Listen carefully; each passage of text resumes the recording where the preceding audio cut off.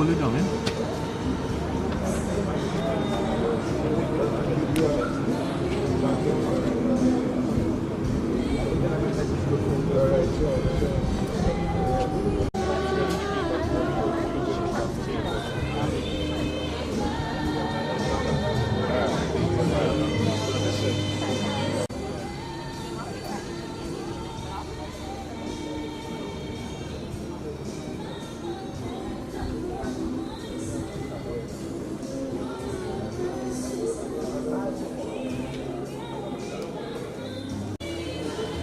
Welcome down, stay down here, remember where the apartment is? Oh, that's the other tall boy from Aruba. And it's called a hotel. Alright, well, where you are, you don't know for you. You're the church and that. Hold on. Oh, you can be there. Yeah.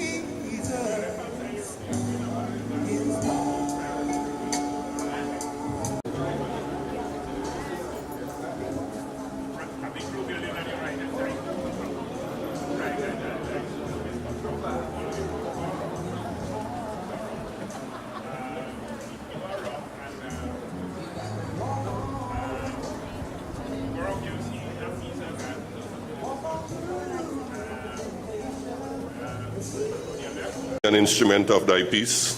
Where there is hatred, let me sow love. Where there is injury, pardon. Where there is doubt, faith. Where there is despair, hope. Where there is darkness, light. And where there is sadness, joy. O divine Master, grant that I may not so much seek to be consoled as to console, to be understood as to understand, to be loved as to love. For it is in giving that we receive, it is in pardoning that we are pardoned, and it is in dying that we are born to eternal life. Amen. Thank you. You could all take your seats.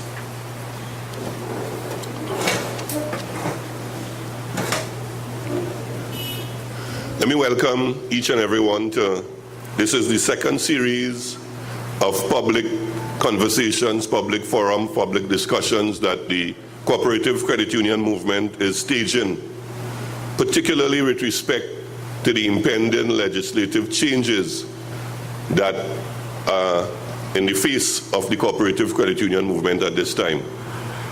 We, as the leaders in the organization, in the movement, have a responsibility to ensure that whatever is done with respect to any legislative structure for this cooperative credit union movement must be done consistent with the principles and philosophy of the cooperative credit union movement, and must be done consistent with our wishes, because we are not just consumers in this market, we are the owners of this movement, and we must determine how this movement is supposed to be legislated and regulated, and we must see it from that perspective. So let me thank all those who took the time off from their busy schedule this Saturday morning to join with us, because we are at a critical juncture in the life of this movement. Very, very critical. And if we don't understand it, I hope that during this morning's discourse from our esteemed panel, we will be more enlightened as to the issues that are impacting upon us as a movement. My name is Joseph Remy. I'm the president of the Cooperative Credit Union League of Trinidad and Tobago. I'm going to be your chairman / moderator for this morning's session. And We are really privileged to have a panel that is going to really dig deep into this whole thing and give us some insightful discourse. On my far right, we have Ms. Suniti Maraj. She is the head of the Loibes Institute of the West Indies and is a renowned journalist and commentator who has been a strong supporter of the indigenous nature of the movement. So let us welcome Ms. Suniti Maraj. We have Mr. Brian Moore, board member of the Co-operative Credit Union League, who is also part of the technical committee that was formed by the entire cooperative credit union movement. So he's going to speak on behalf of the technical committee who have been doing an in-depth analysis on the legislation and on the issues surrounding this whole proposed move by the government or by successive governments. So let's welcome Mr. Brian Moore.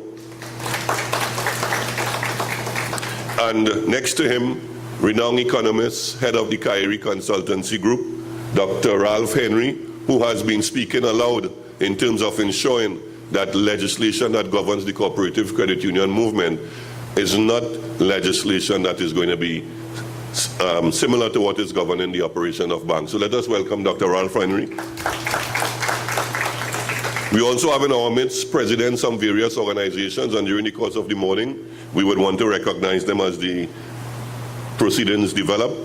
But getting into the issues, because we also want to thank the media for gracing us with their presence here this morning, understanding the importance of this discourse and understanding the importance of getting this out to the national community.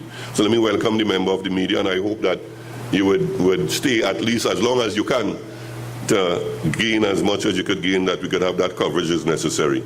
Before I get into the panel discussions, let me just ask, and based on the fact that today's proceedings is a joint effort between all the players in the movement, I want to thank those from the Central Finance Facility for joining in with us in terms of, because this is about the cooperative credit union movement.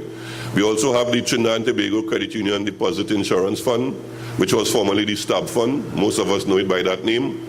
Then we have the Association of Cooperative Credit Union Presidents, and we have the Cooperative Credit Union League of Trinidad and Tobago. And I think certain events bring things together, and we will hope that this is the beginning of the effort to bring the cooperative credit union movement together so that we could all seek the best interests of all the owners and shareholders and members of this esteemed noble organization.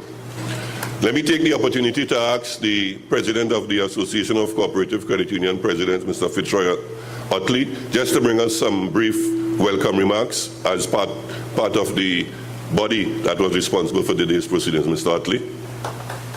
All fellow cooperators, members of the head table, what I normally say, all protocols, right?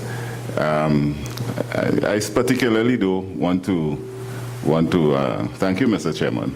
I particularly do want to say good morning to Dr. Henry, who I've known for quite many years, and I'm sure his concerns will enlighten us and will stimulate us to move from one place to another place in terms of our position.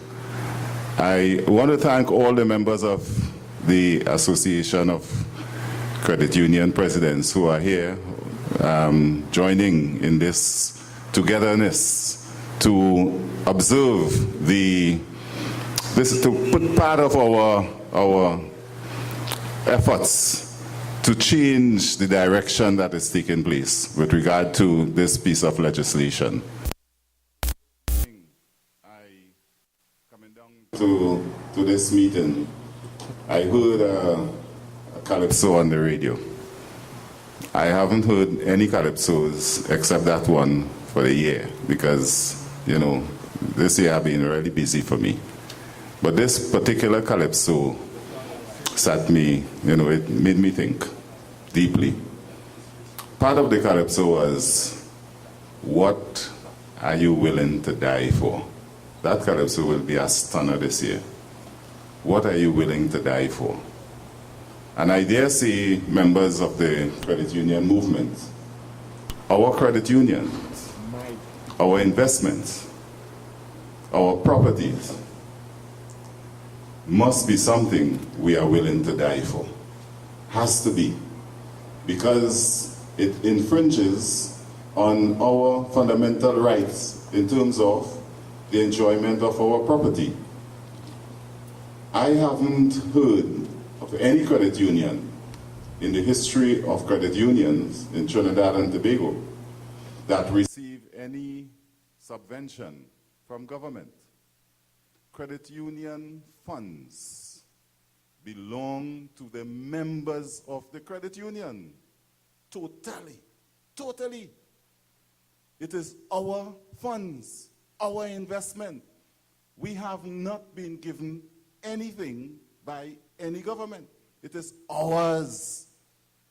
We have to determine how it is used, where it is used, how it goes, where it goes, if it come, and who must determine where it must go.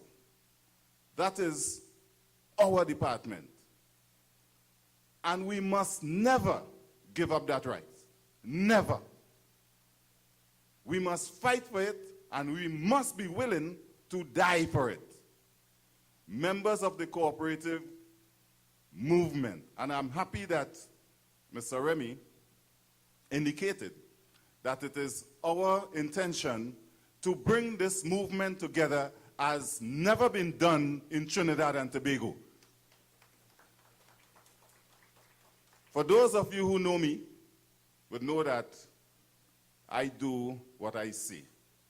We in ACAP will work together with the League to bring about a movement that is stronger than any movement in this country. And between Mr. Remy and I, we are determined to make that happen. This challenge we have here now has to be a challenge that we will win. We all must be determined to ensure that we protect our investment, and anybody who dare put their hands on it, we must be able. And there's another calypso that is showing this around this time, to burn them with fire. Fellow cooperators, I hope we will have a very interesting day, and we will respond, and at the end of the day, we will do what we have broadcast we will do. We will bin the bill. Thank you.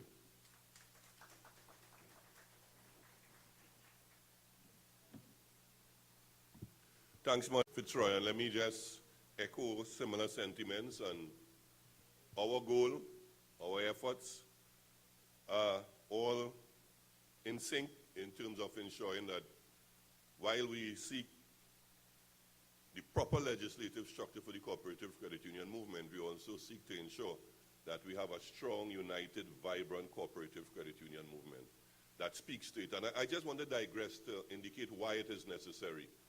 I am also involved in the trade union movement, and Suniti had worked with me on another issue. And this morning we were discussing it, how disintegrated we are in the Caribbean. We have this big issue with the merger of Columbus and Cable and Wireless, which is major for the entire region. And the Caribbean regional regulators has asked that all governments hold their hand in terms of any approval, only to discover this morning that Jamaica went ahead and their government gave approval. I am saying this to indicate to us that we need to have a strong cooperative movement in Trinidad and Tobago. In the event that there are things that happen in the region that are going to have shock effects in Trinidad and Tobago, we need to be united and strong to resist those things, because the whole environment is shifting around us, and we need to do things properly to ensure that this movement survives, and we leave a legacy. We leave a legacy for those to come in the future, because we have been provided with a solid foundation by those who have gone in the past. So let me thank Fitzroy for those words and for welcoming us this morning. I just find we cold. This is a hall here that don't be cold like this. So when we say, let us give Fitzroy a round of applause, I sure I count about 5 people who clap. Let's make it much better. This hall has tradition, this hall has history, and this hall is supposed to vibes people to reach to a point. Today we're supposed to get vexed. Today we're supposed to get damn vexed. Today we're supposed to be angry because they're interfering with our property, they're interfering with our soul. And then we're supposed to be moving here as people who are ready and willing to take on anybody who have intention of destroying this cooperative credit union movement. So I would really like us not to sit here as passive listeners this morning. We have to be active participators in this process. If someone comes to invade your home, what are you going to do? Are you going to sit idly by and allow them to invade it, take what they want, and then come back afterwards and complain? We will stand up and defend it. Today we're supposed to be standing up to defend this movement because they are invading in our turf. They're encroaching in things that are sacrosanct to us as a movement. The whole issue of shareholders' democracy, and I know Siniti would elaborate on that. The whole issue of this being an indigenous, people-centered movement. The whole issue of us owning these things. The whole issue of ensuring that we provide, and as Ronnie, the president of TECU, always say, to give space and give hope for people of modest means. If this legislation is allowed to go down in its current form, and I use those words very deliberately, in its current form, because I want it to be known to the national community that the cooperative credit union movement is not against enhanced legislation and regulations to the movement. What we are against is people shoving things down our throat and saying, take that, swallow it, this is the pill for your ailment. We don't do it like that. We are the ones who must determine how it's supposed to be shaped, how it is supposed to be structured, and how it's supposed to be operationalized. And we must ensure that that is done in our image and likeness. Nobody must be able to push it down our throat in a particular manner. And this is what is happening now. Just briefly before I call the first presenter, we engage in a series of discussions with the central bank over the years in terms of this legislation. And at every discussion, the cooperative credit union movement have been saying to the bank, we are quite clear that the persons who are designing and conceptualizing this legislation don't have a clue about what the cooperative credit union movement is. They don't have a clue. And we have engaged them, and we made no headway. Sometime along the discourse, the governor of the central bank intervened, and the whole discussion was scuttled. And he indicated that they are going to develop this bill, seek cabinet approval, legislative review committee approval, and it is going to go forward because they have their agenda. Subsequent to that, we engage in an intense advocacy effort to prevent this bill from being laid in Parliament. And we engaged the Minister of Finance, who eventually made some public statements, giving a commitment to the movement that he will give the movement the opportunity to do certain things, particularly an impact analysis. And let me make mention of what has happened.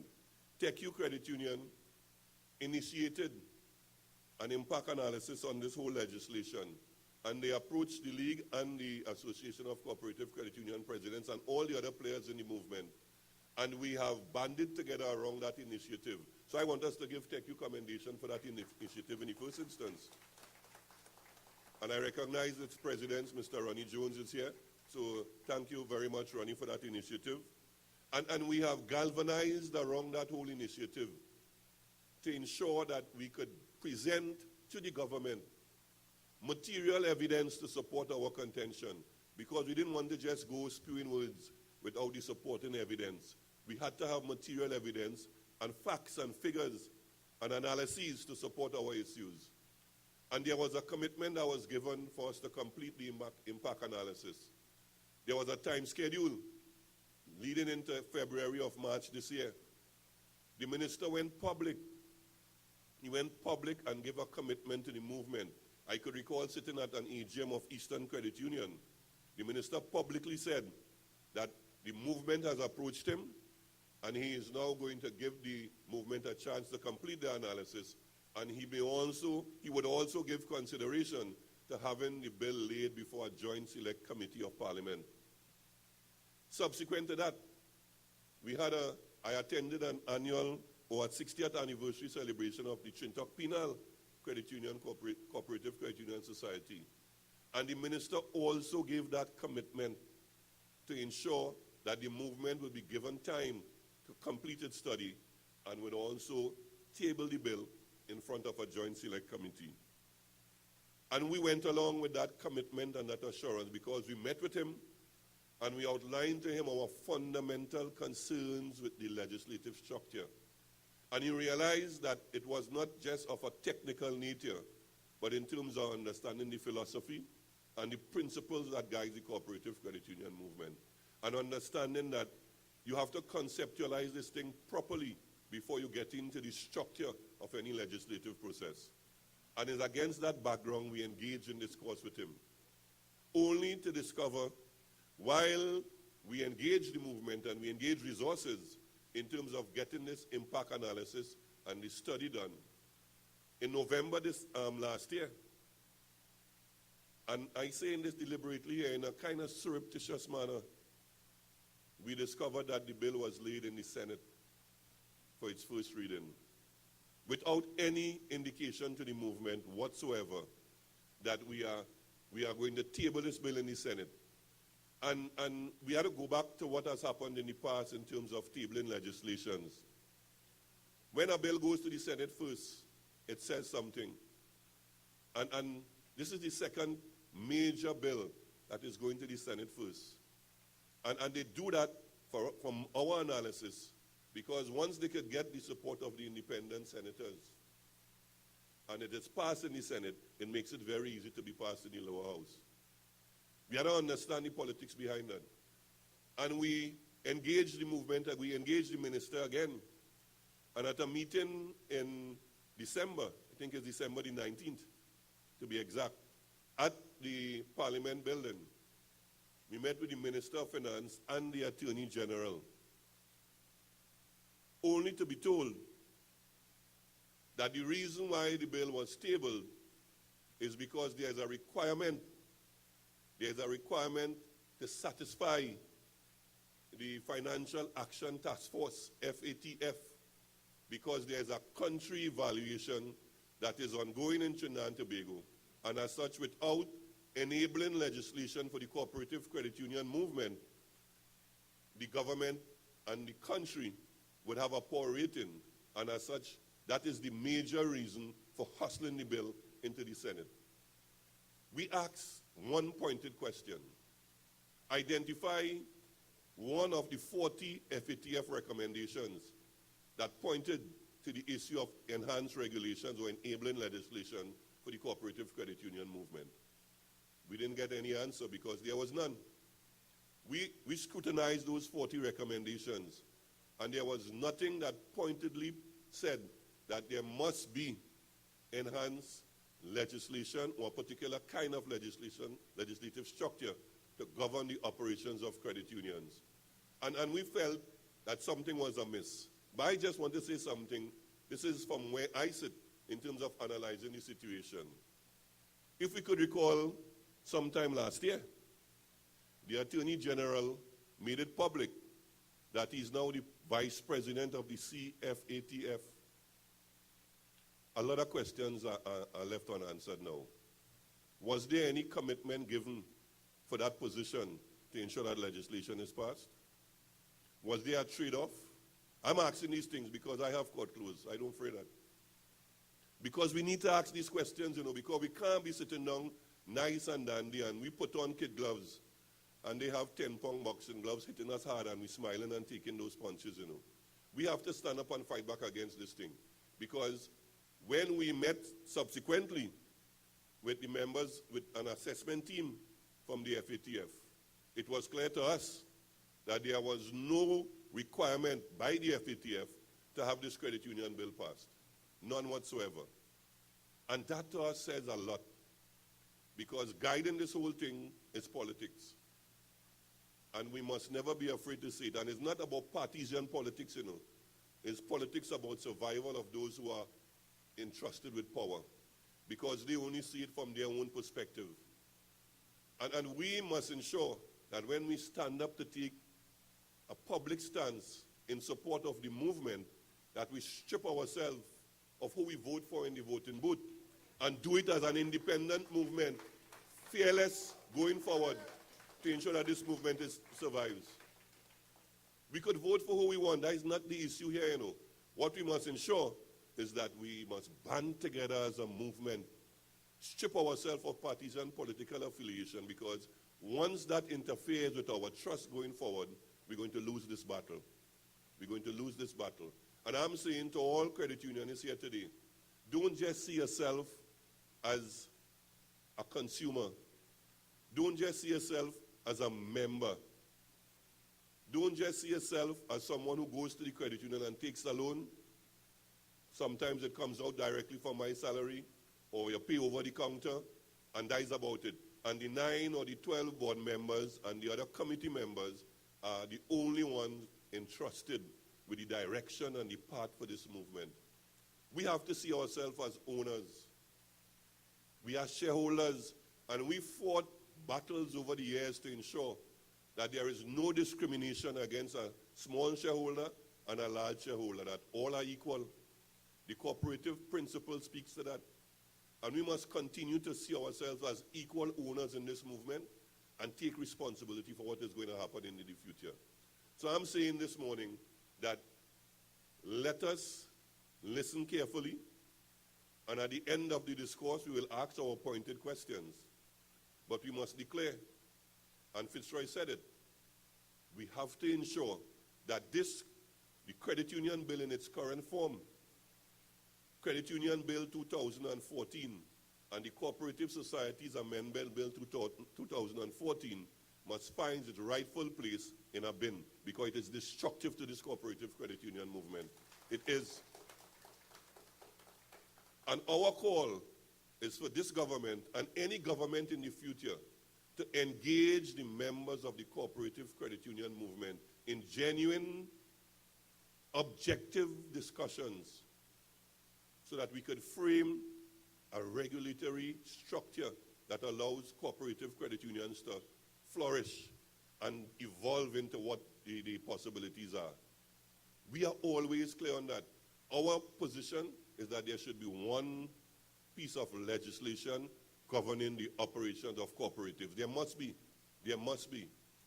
We would like to see enhanced regulations to govern the operations of credit unions, because we don't encourage credit unions to take unnecessary risk and place member shares and deposit at risk, undue risk.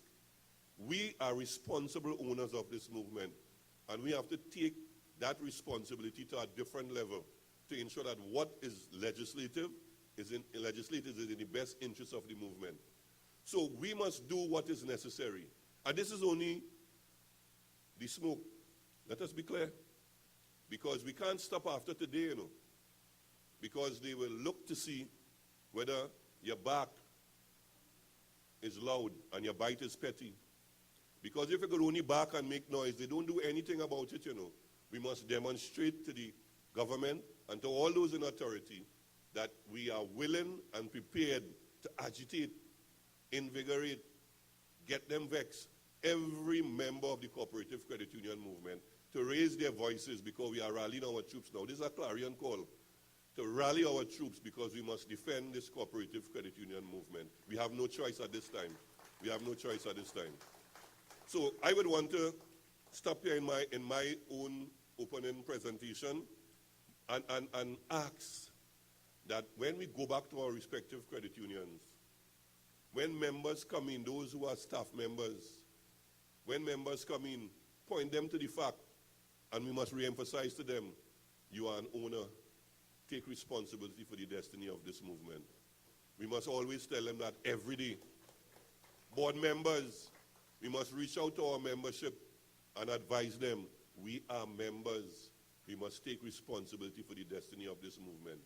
Once we could get that common message resonating throughout every cooperative credit union unit in Trinidad and Tobago. I'm convinced that we could roll back this piece of legislation and we could sit down and craft a legislative structure that is in the image and likeness of us, the owners of the cooperative credit union movement. I thank you, and I will now move on to the presentation.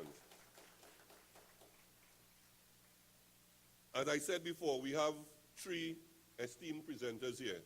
And to kick it off, Mr. Brian Moore, the member of the technical committee that would have been looking in depth at the whole issue of the legislation itself and some of the flaws that we have discovered, some of the challenges and some of the issues that we believe is going to impact negatively on the movement, to do his presentation now. Let's welcome Mr. Brian Moore.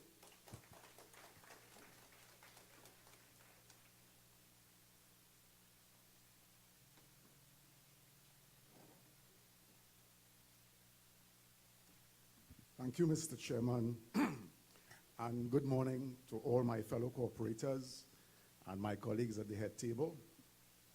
I will try to do my best to follow the chairman's admonition that we should all get blasted vexed, as it were. I am normally a gentle person, so forgive me if I don't succeed completely. Before I start my presentation, I would just like to pick up on a statement made by the chairman a little while ago. He said the environment in which we're operating is changing, and that is so true. And I want to point out one aspect of the changes in that environment, and that is that we ordinary people, given what is happening in the economic and political spheres, have more and more to depend on our own devices and our own institutions for our survival and the achievement of whatever goals we have. And in that context, the defense of our people's institution, of which the cooperative sector is one that we must, especially in these days and going forward, seek to defend at all costs. Governments don't care too much about you. There are a few other institutions that care about you. We have to care about ourselves and protect those institutions that assist us in survival and prosperity. Having said that, this morning I will try to trace very briefly from whence we came, some of the criteria that we should use in determining what kind of legislative regime is good for us, and perhaps pointing out and emphasizing some of our concerns.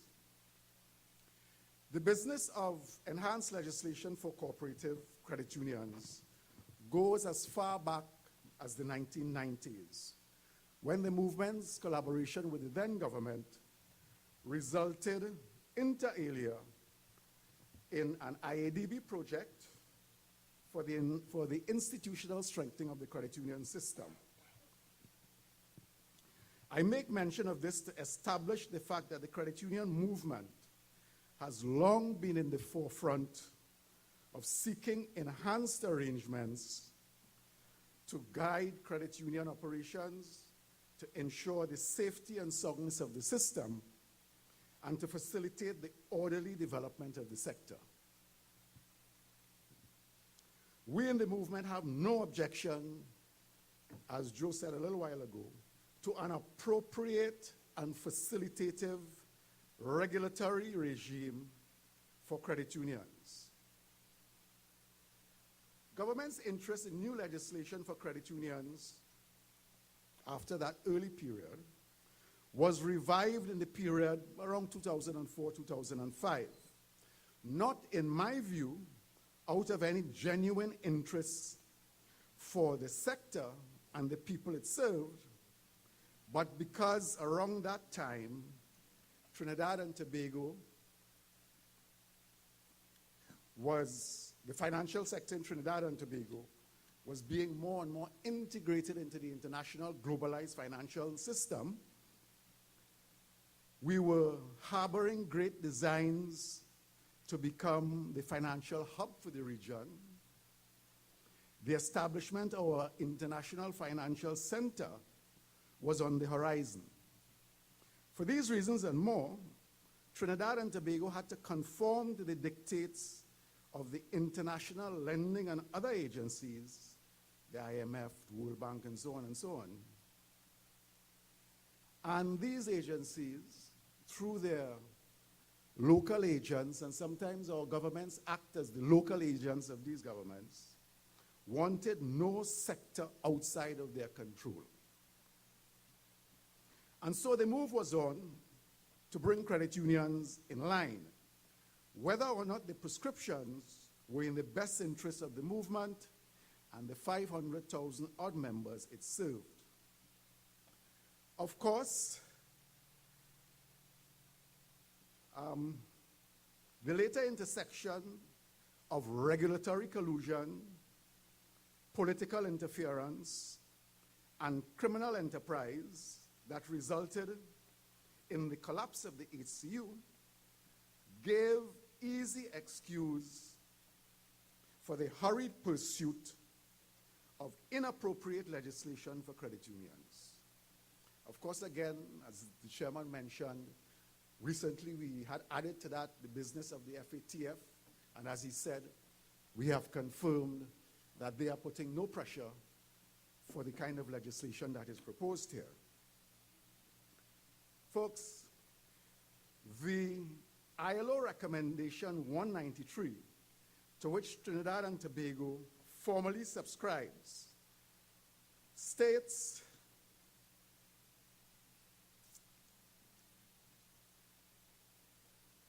inter alia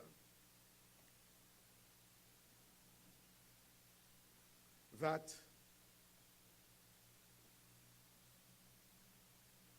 states in its scope, definition, and objective sections, the promotion, and I'm quoting here, the promotion and strengthening of the identity of cooperatives should be encouraged on the basis of A, cooperative values of self-help, self-responsibility, democracy, equality, equity, and solidarity, as well as the ethical values of honesty, openness, social responsibility, and caring for others. It goes on.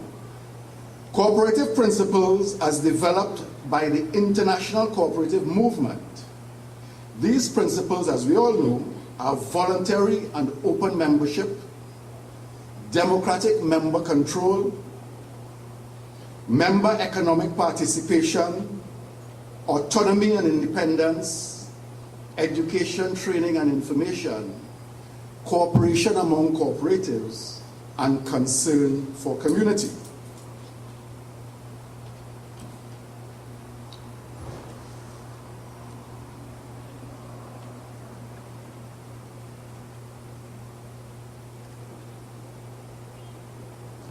ILO 193 continues in the section policy framework and role of governments as follows, and I quote again: a balanced society necessitates the existence of strong public and private sectors as well as a strong cooperative, and I repeat, a strong cooperative, mutual, and the other social and non-governmental sector.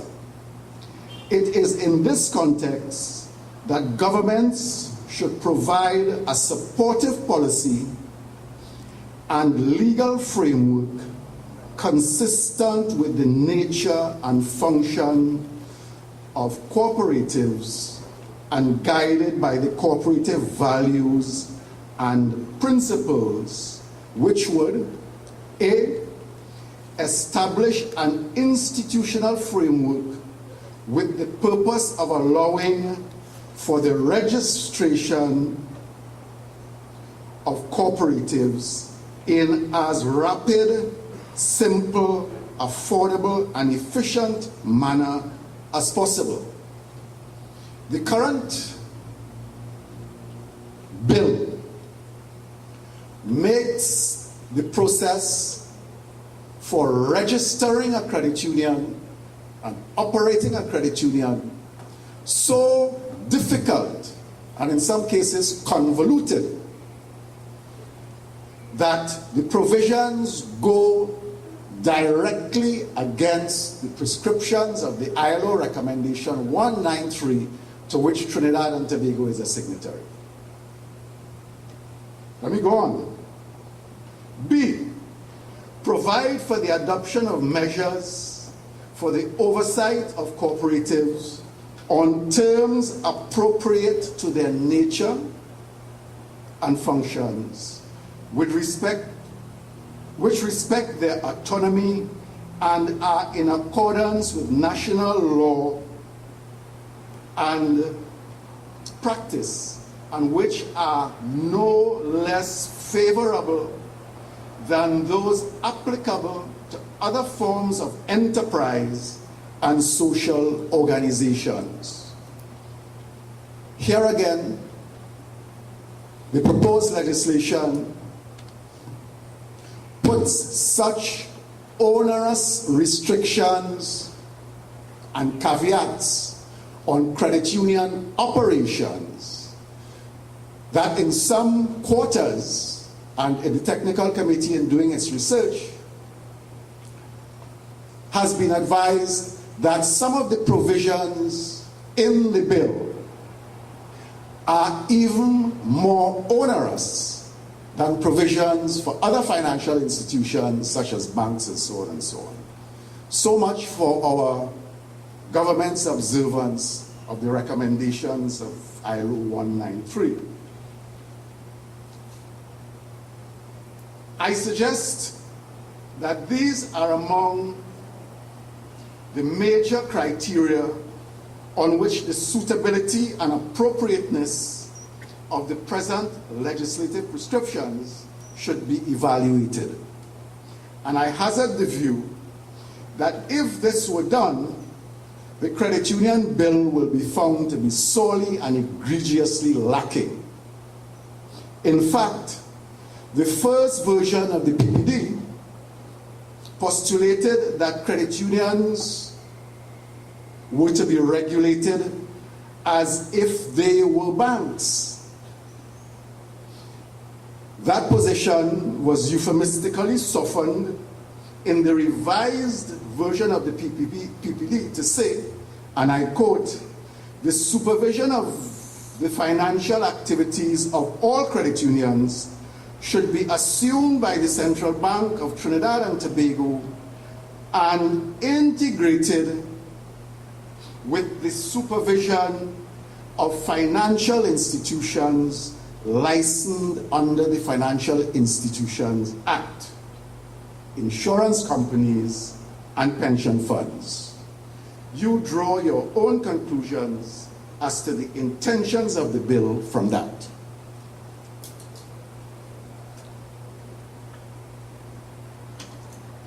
What then are some of our major concerns with the proposed legislation? And remember, it is not only the credit union bill, but it is also a bill to amend the Cooperative Societies Act. So really, it's two pieces of legislation. What are some of our concerns? The first is, and the President of the League alluded to this, is the surreptitious taking to the Senate of the bill without any reference to us and without even the courtesy of informing us. And I think Joe has adequately dealt with that, so I wouldn't repeat. Secondly, we have a concern about this business of dual regulations for the credit unions. We consider that that is a recipe for confusion. And in our conversations with both the Central Bank and the Commissioner for Cooperative Development, we have discerned that there is no clear understanding by either party of the distinction to be made between the so-called financial activities that the central bank will regulate and the so-called developmental areas that the Commissioner for Cooperative Development is supposed to regulate. And we see that as the potential for some confusion, for much confusion. As a matter of fact, when this PPD and the bill was being developed, the government's own ILO consultant, if I can remember his name, Dr. Umar Wali or something like that. Amos Silly, thank you very much. Recommended to the government that the business of dual legislation had not worked well anywhere else, and that it was a recipe for confusion in this jurisdiction. They ignored that. We want one piece of legislation with appropriate regulations for the supervision of credit unions. And we think that is a much better way to go. Our next concern is that there is no discernible national policy on cooperatives. From time to time, I have heard rumors that there is such a national policy, but there have been no corroboration of those rumors by the submission of a document outlining the national policy on cooperatives. In my view, there is none. And we wonder, outside of a national policy for cooperatives, what is guiding the development of the legislation? Is it the IMF guiding the development of the legislation? Is it what has happened at Hindu guiding the development of this legislation?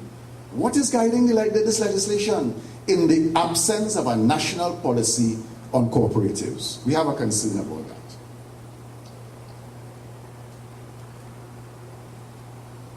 This bill will see, if it goes through in its present form,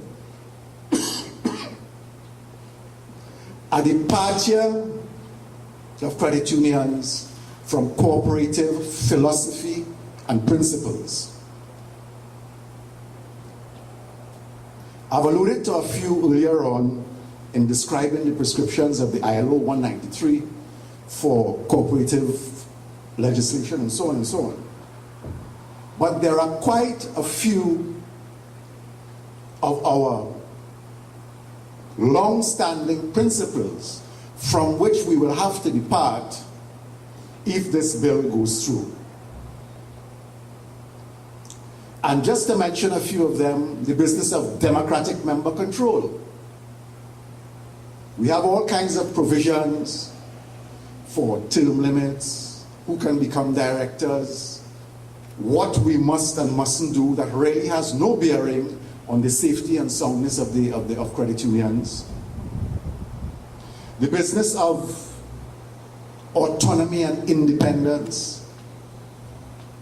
We will have very little autonomy and even less independence if the provisions of this bill become law. Member economic participation. We are being told that credit unions can't own certain things. And even if we set up institutions to try to discharge the wishes of members and serve the need of members, we set up other cooperative organizations. There is no mechanism for us to ensure that we can control those other institutions that we set up. Again, constraint on part of our philosophy, which says member economic participation. Another concern we have is that the legislation will separate credit unions from the rest of the cooperative sector. And in the coming times, as I said before, ordinary persons, ordinary working people, people of modest means, must rely on our own institutions. And because credit unions are the most successful cooperatives in the country, credit unions must assist and facilitate the growth in other sectors of the cooperative sector. We must work with our friends in the agricultural cooperatives, the fishing cooperatives, all other kinds of cooperatives, because remember, we are saying that the cooperative model is the model that is most likely to save us all.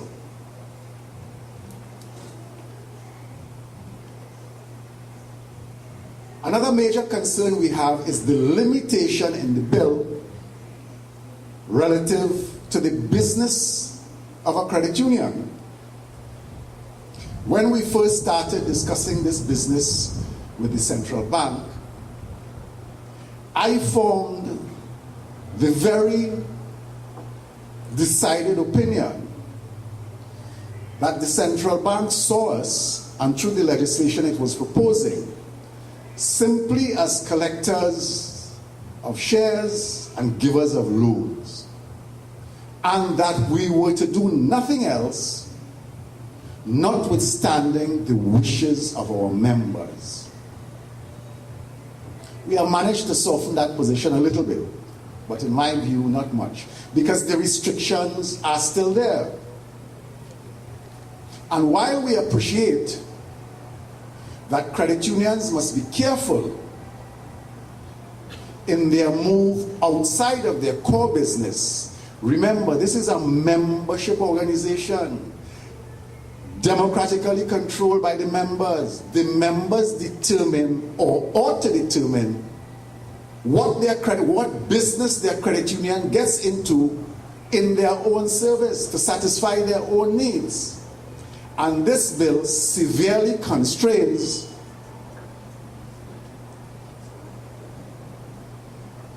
the decisions and the activities credit unions could get into at the behest of their members.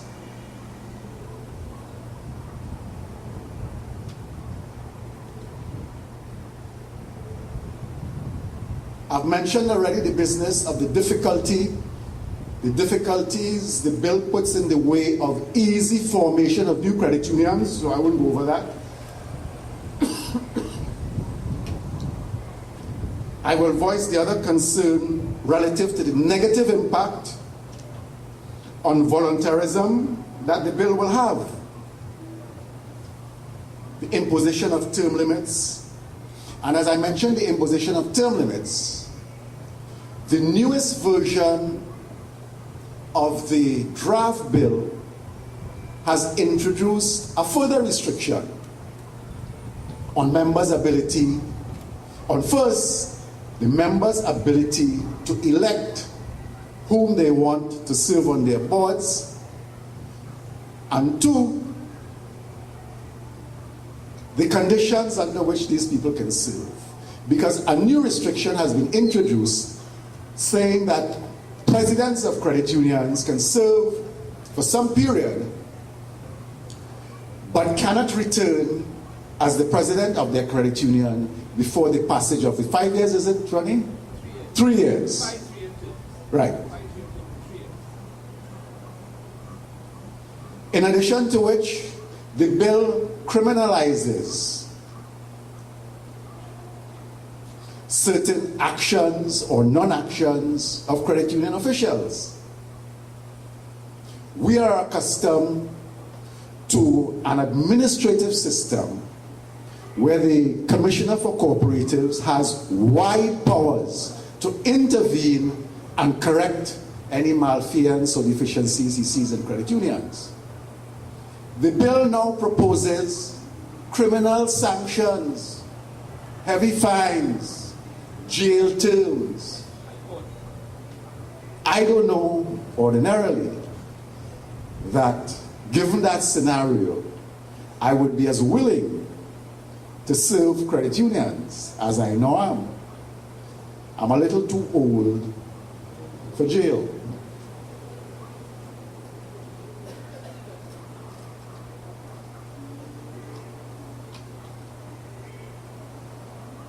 The other thing that we think will affect voluntarism is the imposition of certain fit and proper conditions. We are now to be a member of a board. There are all kinds of academic and experiential conditions that one must meet. And I think no consideration is given to the fact that most credit unions now, you look at their board, there's a variety of skills on their boards, and when you go to their management, I am surprised at the amount of credit unions where their management comprises people with anything from MBAs to ACCAs to all kinds of qualifications. But yet our friends who devised this bill seem to think that the ordinary working people who have built this institution from nothing to where it is now are no longer good enough to look after their own affairs. It seems part of the purpose of this bill is to hand over our credit unions to some so far invisible cabal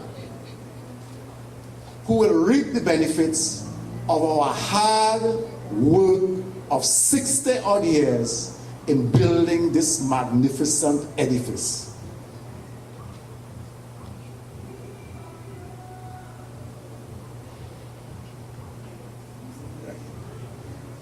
The bill also imposes a range of prudential standards which we think are very onerous and the cost of which will see the demise of many credit unions, especially smaller credit unions. We have no problems with credit unions following, in some instances, best practice and following prudential standards that will ensure safety and soundness. But they must not be, as some sources have pointed out, more onerous than what obtains in other financial institutions. The business of the settlement of disputes and appeals against decisions of the central bank, if it becomes the regulator, is another issue. The legislation proposes that our only recourse is to the High Court. And we all know the cost of approaching the High Court, and we know sometimes the length of time it takes to have matters resolved.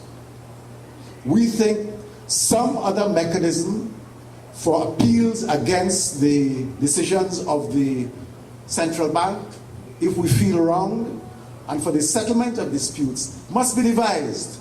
And this business of sending us willy-nilly to the High Court, given the expenses and so on associated with the High Court, is not in the interest of credit unions' survival and expansion.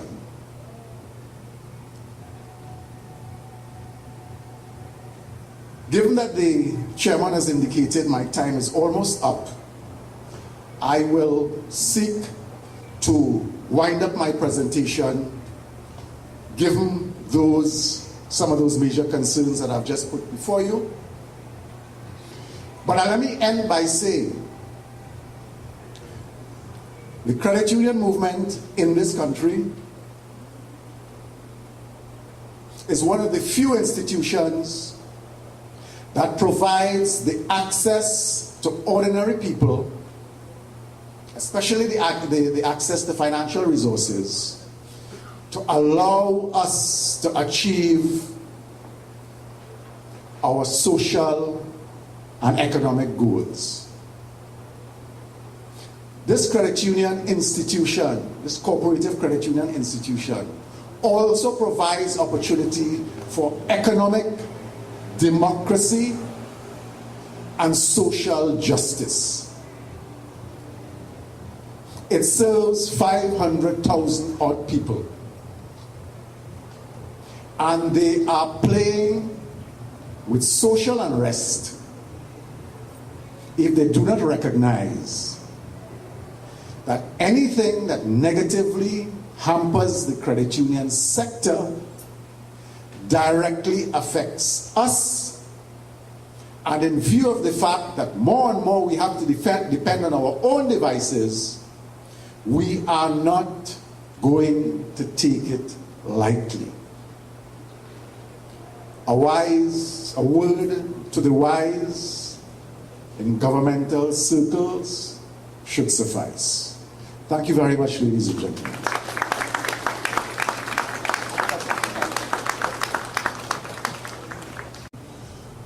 And again, I think that reception from Mr. Moore is not like we vex. I ain't feeling vexed, like we cool. Yeah, we don't want to get Mr. Moore vexed. We want to get everybody else vexed inside it. That is the objective. Thanks again, Brian, for taking us through the issues, the technical issues with the bill. And we are clear from the movement perspective that we are not just talking, we are doing our work, we are doing our analysis. And let me commend the technical committee meets sometime twice or 3 times a week. And they go some hours that are unbelievable. Sometimes on a Sunday afternoon from 2.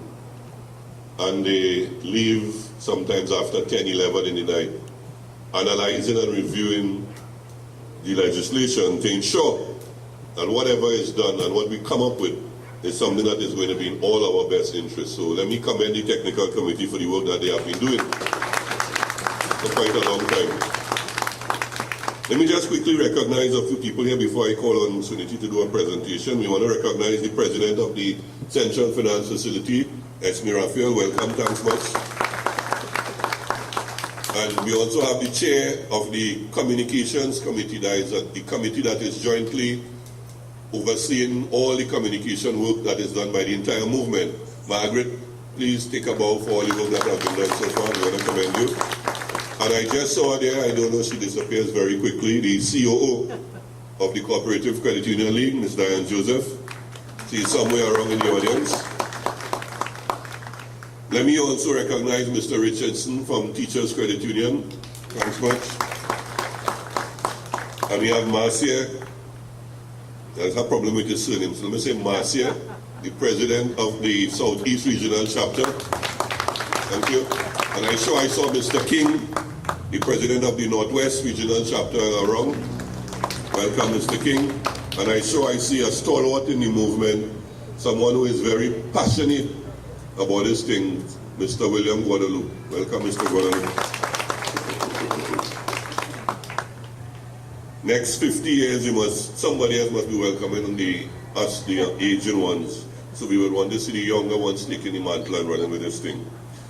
We're moving on, just for housekeeping purposes, to the back, to my right, to the podium to address us. And let me thank her for continuing to accept our invitation to be part of this, because she has indicated she's in full support of the position adopted by the Cooperative Credit Union movement. Let me welcome Ms. Suniti Maharaj from the Lloyd West Institute of the West Indies to give us her presentation.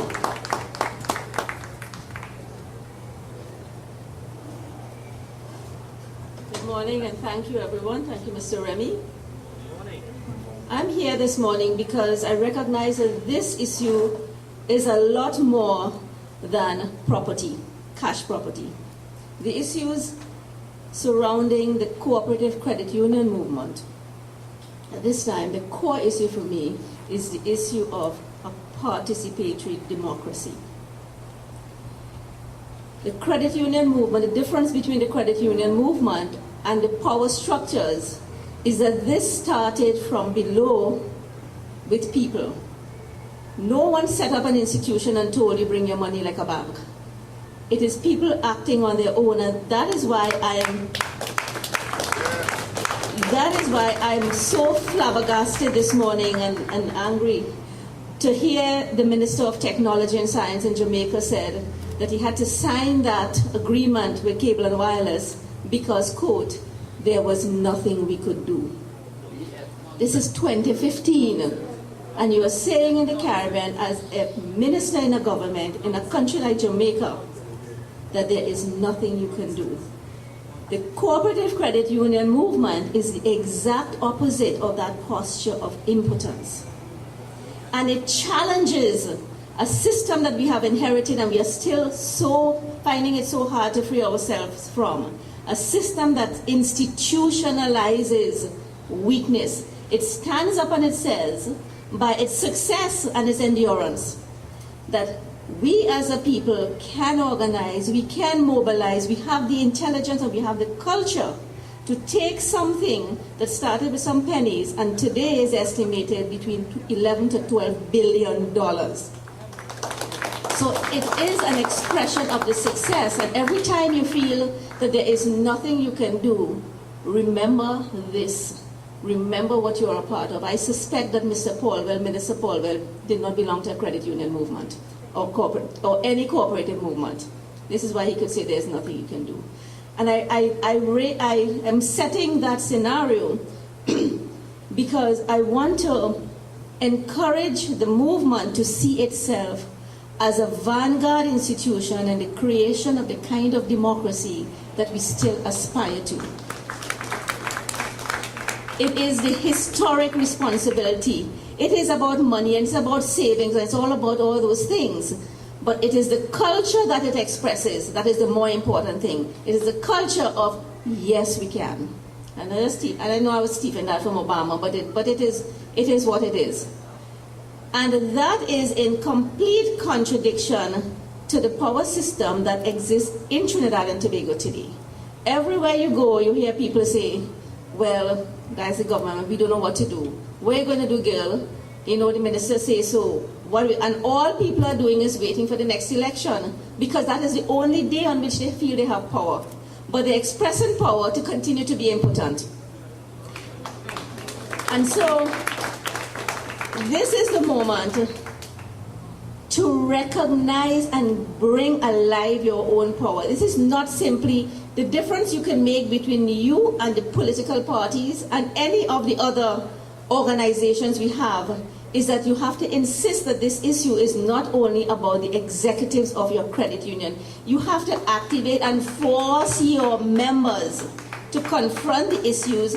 You're not going to lead it for them without them when you turn around, they're not behind you. You have to create the opportunities, whether it's little meetings, whether it's a line or whatever, you have to insist because the culture tells people nothing, we could do nothing, let's sit back on our hands, and when the leaders do the wrong thing, we'll blame them. People have to take responsibility at an individual level, and they have to become informed. Power carries responsibility. They cannot just come and march on any day when they feel they can march. They have to know why they're marching, and they have to understand it so deeply and so passionately that you could see it in the way they march. So the biggest thing, what helped me this morning after I got so mad about Minister Paulwell, was to hear the word coming about solidarity. Because the first speaker talked that your movement is achieving solidarity. Because the reason we can continue to be powerless and impotent is because that divide and rule culture. It is the most dangerous of all the legacies we have in the Caribbean. Most dangerous, and it is so alive today that cable and wireless, the epitome of British colonial authority, can come to the Caribbean and have a minister saying today, there's nothing I could do. Right? So every time, and in this hall it's important to say that, because every time we unite, the walls fall. The walls that block progress fall. You remember in the 70s, the minute when people could not, even marching in 1970 could not change, when oil workers and sugar workers came together It fell. The government did not know what to do. That is when all the salary increases and so on came, and people started to get bought up, and the next thing you know, they were able to divide them again. And you know what happened at Panda? He went with the sugar workers, and the oil workers went a different way. And every time, and even in the last election, people thought they were united, they had a partnership. And as soon as they're in government, the divisions fell, and where are they today? So people invest hope in unity. You have come together, and you are finding common ground on this bill. How do you propose to take that opportunity and transform it into a united movement that will stand the test of time? Or will you notice in the next few months that different entities are being quietened? Suddenly they're not turning up at meetings, suddenly somebody gets something, and so on and so forth, because leadership, just like Mr. Paulson did in Jamaica yesterday, somebody gets something. And they say, you know, this is what we wanted, be satisfied. And then you just go into collapse. So there needs to be a serious investment in solidifying the solidarity that you have just struck. We always start from the position, not of what divides us, but what do we have in common? And if you can find one thing in common, you will find that that thing that you have in common is so important that the other things become less and less important, and you could deal with them. It's the same thing in one-on-one relationships, and it's the same thing with institutions. Find the most important thing. When you're upset with somebody, all kinds of things irritating you, but then you find that maybe at the heart of that is love, and that is so important, will help you deal with the rest.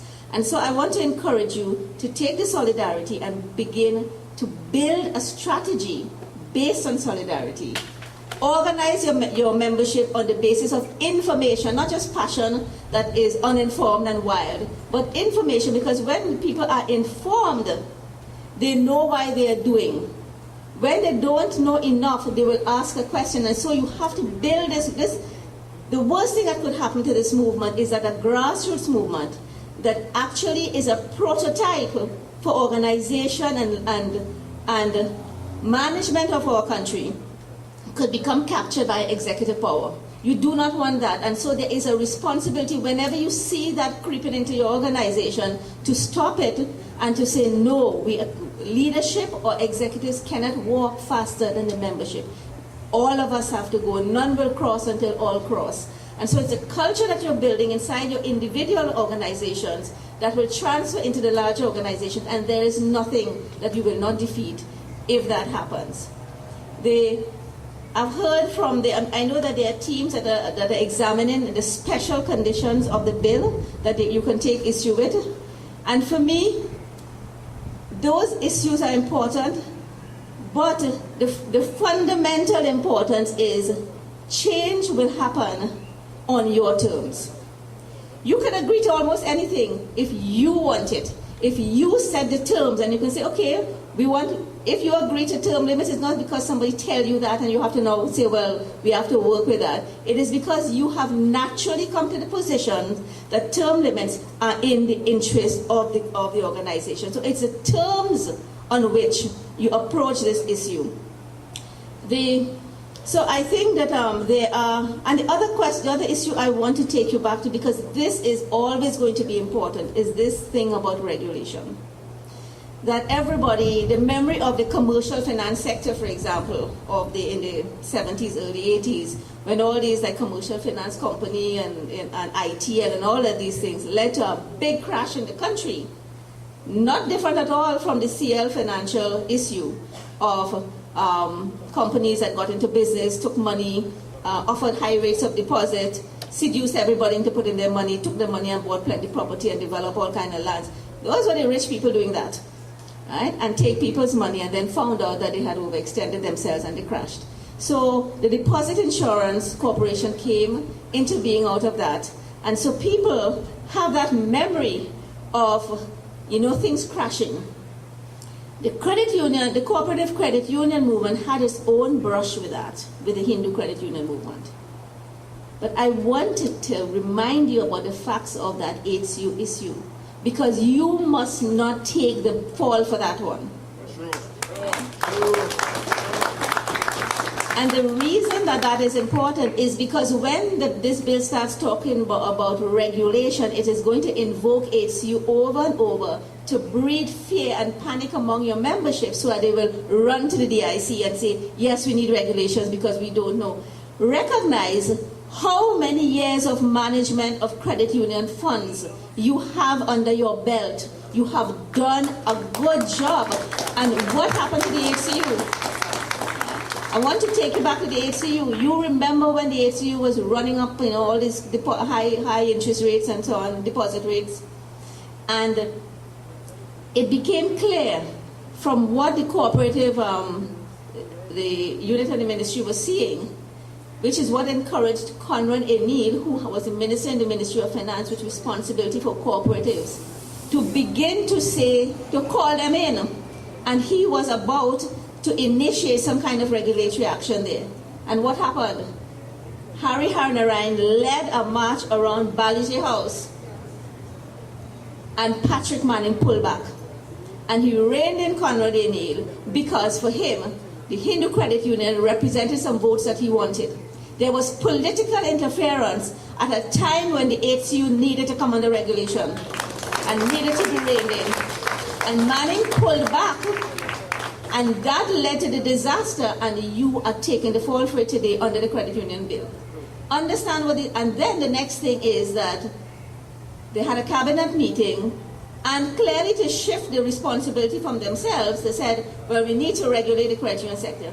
And without consultation with the cooperative credit union movement, cabinet took a decision for a new credit union bill, and this government is perpetuating that by moving ahead with it. In the mix of it is the governor of the central bank, who, remember, was a consultant to the credit union deposit insurance on evaluating this move towards regulation. He was a consultant hired by QDF, I think. Was that it? Or the Stabilization Fund, as it was then known. So you have to be clear on the details and the facts and inform your members, because we are seeing something that is playing out in the politics that seems to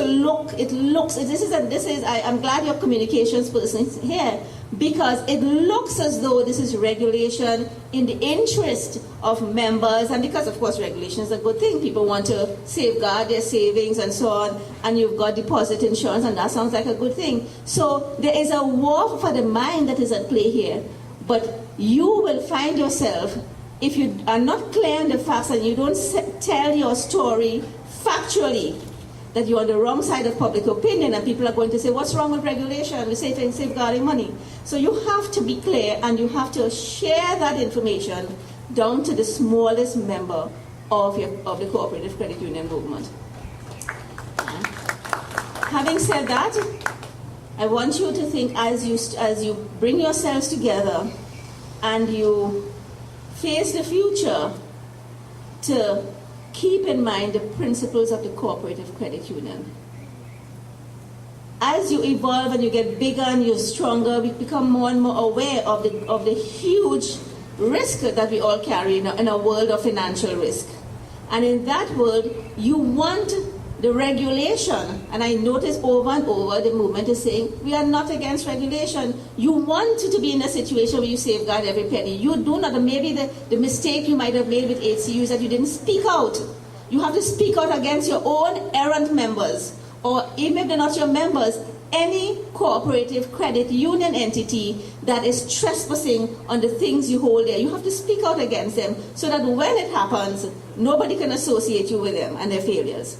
But as you move forward and you build your case for a form of regulation that is self-regulation and subscribes to the highest tenet of financial prudential criteria, that you do so understanding the power that you have, because you have the power of numbers. 500,000 people, not a little bit of people, and $11 billion, not a little bit of money. So strategically, not simply the numbers of people, but how are you going to use your financial muscle in this environment in the short term? I mean, I have some ideas, but I will not, get into that here because I'm not an economist or a financial advisor and all these things. But those are the two serious cards you have in your pack of cards to play. I don't have very much more to say than to encourage you and to encourage you to see yourself with a historic responsibility of having shaped a genuine people's organization that offers an idea to the society of what democratic participation democracy might look like if people were beginning to organize themselves from below and take responsibility for their lives and their future in a way that challenges the power structure as it stands now as a prototype for the future. So thank you very much for having me.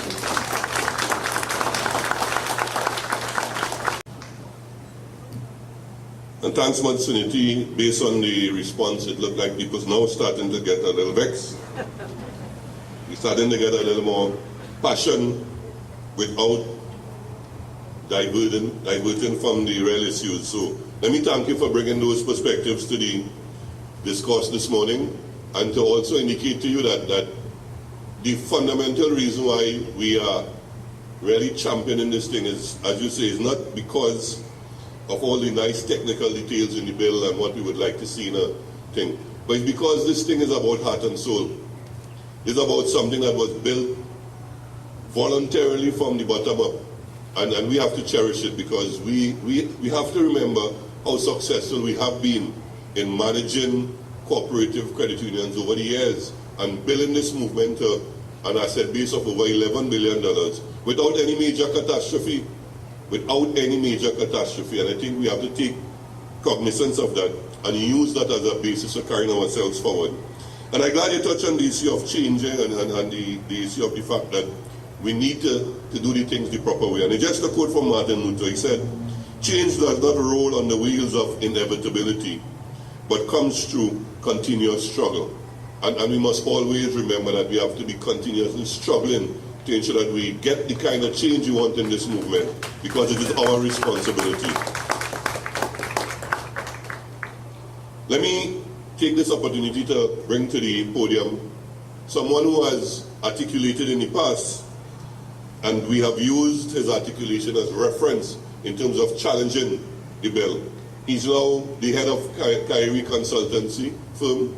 He has done work, and to me, he has done work with peoples-based institutions. I could recall when I assumed responsibility at Cipriani recently, some years ago, we were now doing some work on a study that he would have done on the relevance of the Cipriani College. And if you could recall, there was a move to move Cipriani and place it under UTT. And there was a study that was done by Kyrie in terms of demonstrating the indigenous nature of Cipriani College of Labour and cooperative studies to the whole ethos of tertiary education, and the fact that it ought not to be consumed and subsumed under the rubric of the UTT. And Dr. Henry did it not just from where the whole economy and the issue of certification was about, but in terms of what value did Cipriani add to the whole social and the educational and economic structure of Trinidad and Tobago. And those are the things that we must take dearly. And again, he is involved in doing work with the cooperative credit union movement this time around in terms of that impact analysis of the legislation on the movement. And we are clear that what is going to come out of his studies is again going to inform and educate us in terms of the value of this indigenous people-centered movement. So let us bring to the podium to give us his perspective on the whole issue of the credit union bill, Dr. Ralph Henry.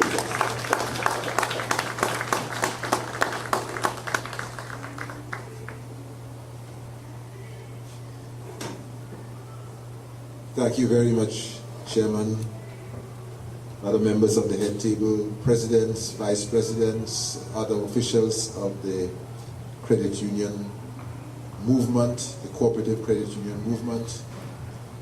It is indeed a privilege to be here with you this morning,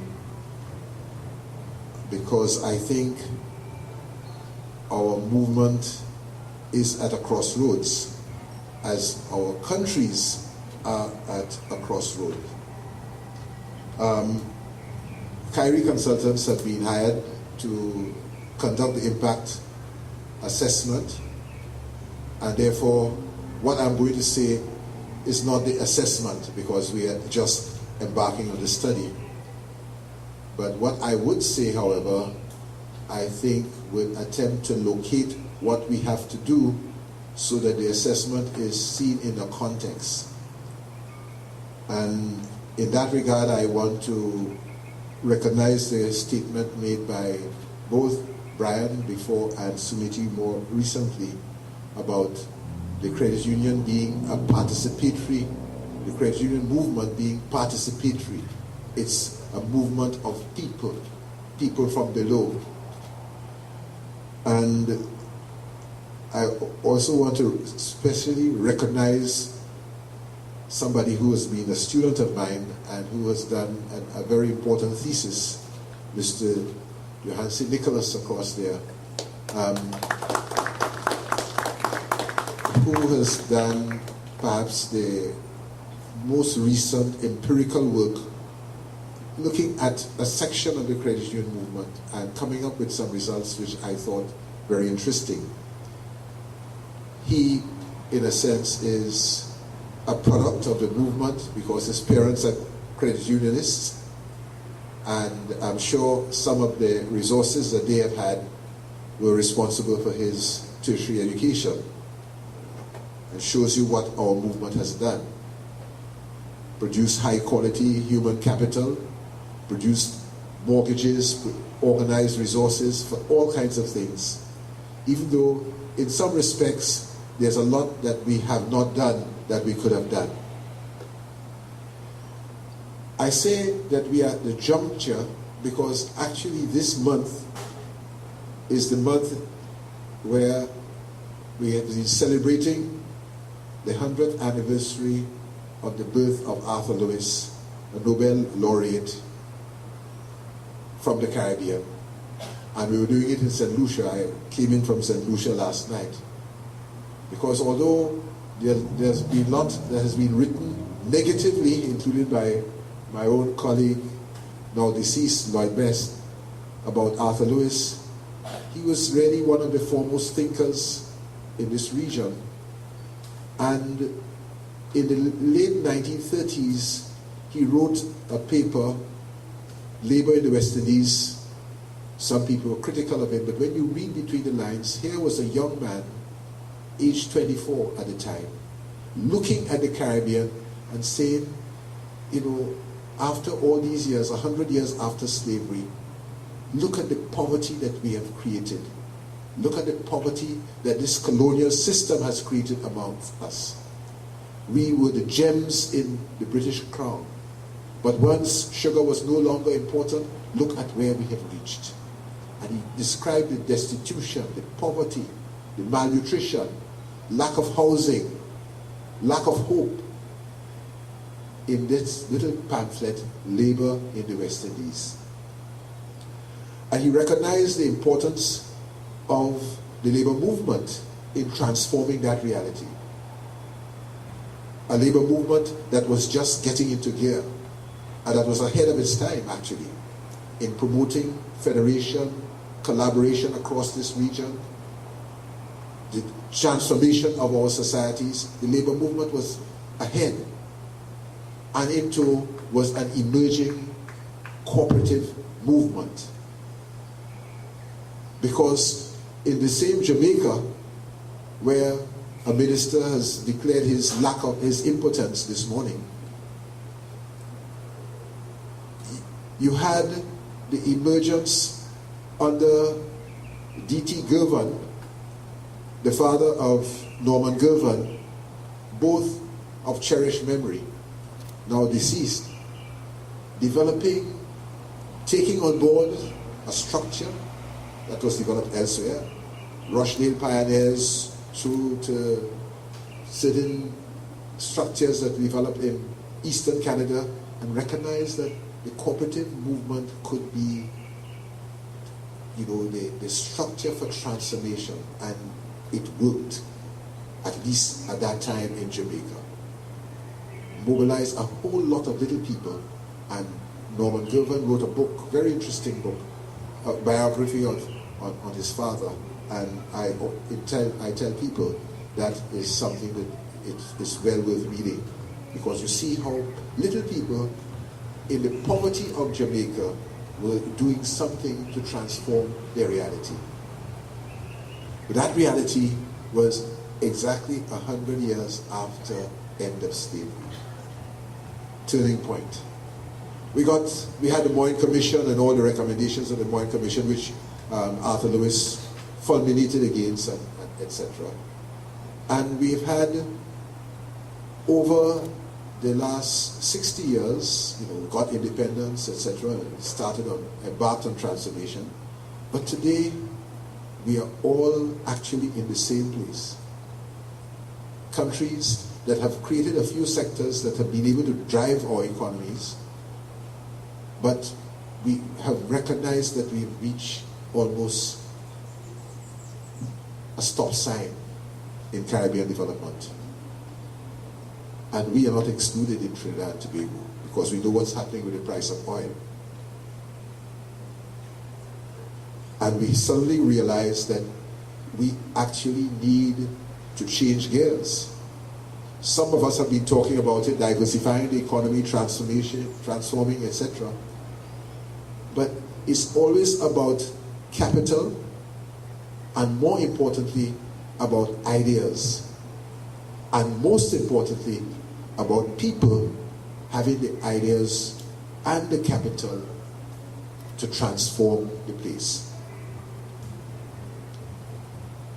In the 1930s and 1940s, we formed the credit unions, cooperatives, fishing cooperatives, agricultural cooperatives, and as the chairman indicated a while ago, we formed also, and Brian made mention of it, we formed credit unions that have been the star performers among the cooperatives. Achieved a hell of a lot. Some 12 billion in terms of assets. It's a big figure, but actually it's not as big as it ought to be. Because as we speak, it's just about the assets of the credit unions are just about 5% of the financial services system. But you know something? Even as we speak and talk about that asset base, control over those assets, at least those assets that we control,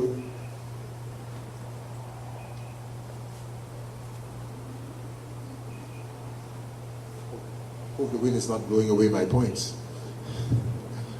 Those assets we control. We have control over them. We have discretion over them. But increasingly, the assets that we mobilize and put in the commercial banking system, including some of the assets we put in the commercial banking system through our credit unions, the discretion over those resources are again being expatriated. So our funds go into certain banks, and it's a model, a financial model that is elsewhere that determines whether we get a loan. And you meet a clerk and the person smiles very nicely, etc., etc.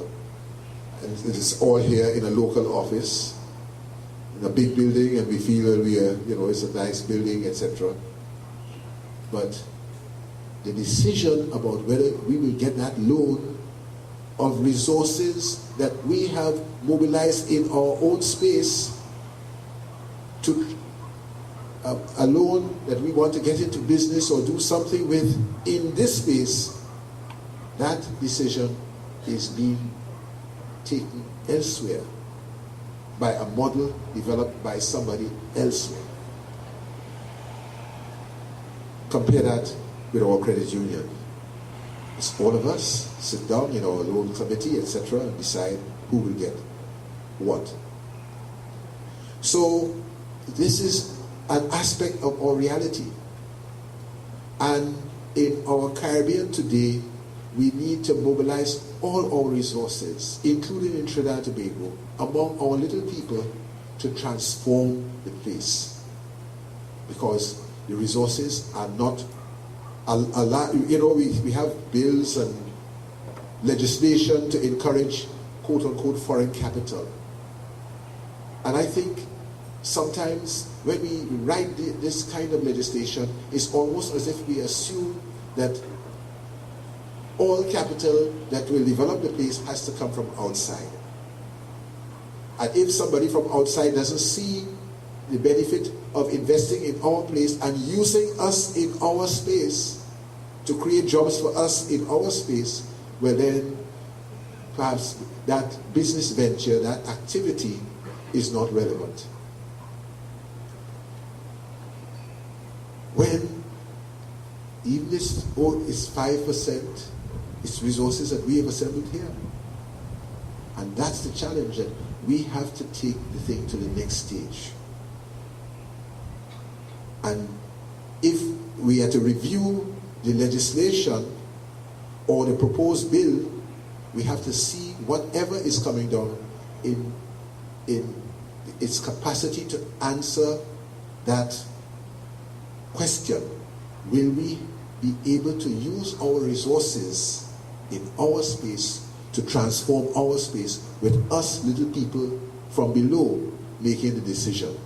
And if it's not doing that, well, it doesn't pass the test of what we need in the 21st century with our own resources.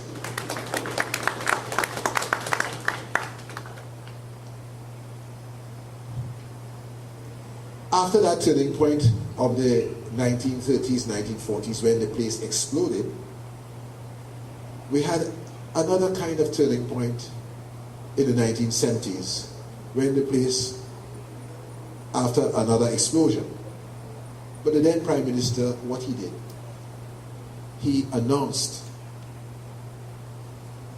the development of a people's sector. And that people's sector included what subsequently became the unit trust. It included promotion of cooperatives of all types, consumer cooperatives, credit unions, agricultural cooperatives, fishing cooperatives, promoted it, provided, the legislation that came on board was designed to promote this people's sector. And another aspect of the people's sector was, of course, state participation in directly productive activity on behalf of the people. So the government shifted gears, and there was an ideological underpinning.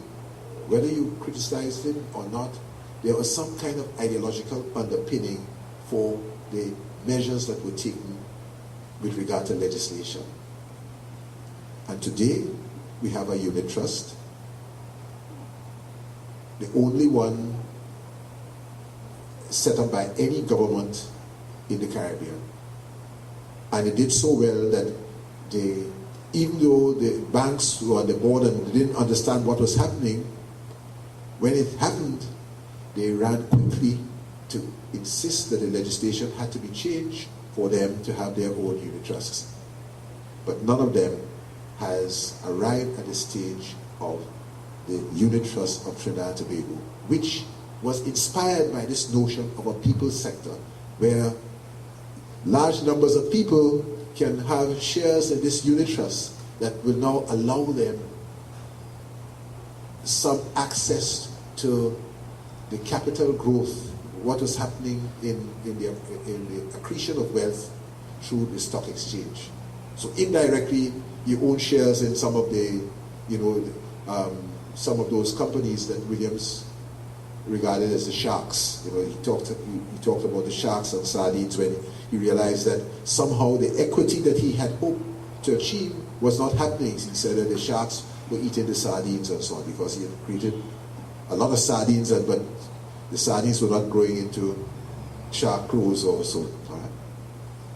Remember that? Those of you who are old enough will remember that. Sharks and sardines. In fact, Sedgwick Ryan and a colleague of mine wrote a book, Luan Barclay, Sharks and Sardines. Because Williams at least understood the need for us to change the sociology of ownership and control.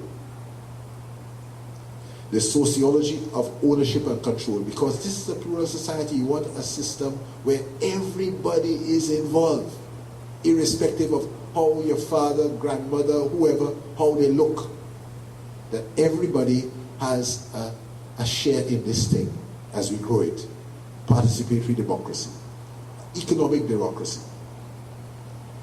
So that was another turning point, and we see, yes, agricultural cooperatives, they had not done as well. The consumer cooperatives, maybe one or two still exist. But look at the cooperative credit union movement. And the president is right.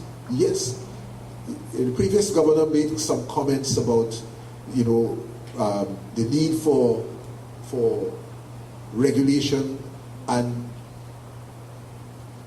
through into the discussion, well, there were so many credit unions that have been formed that have folded, and only, maybe 900 have been established over the years, and only 100 and whatever number exists. How many businesses have been formed over the years and no longer exist? But while they are operating, they contribute income, they pay people's salaries, they pay, they do all kinds of things. Some big name companies have come and gone.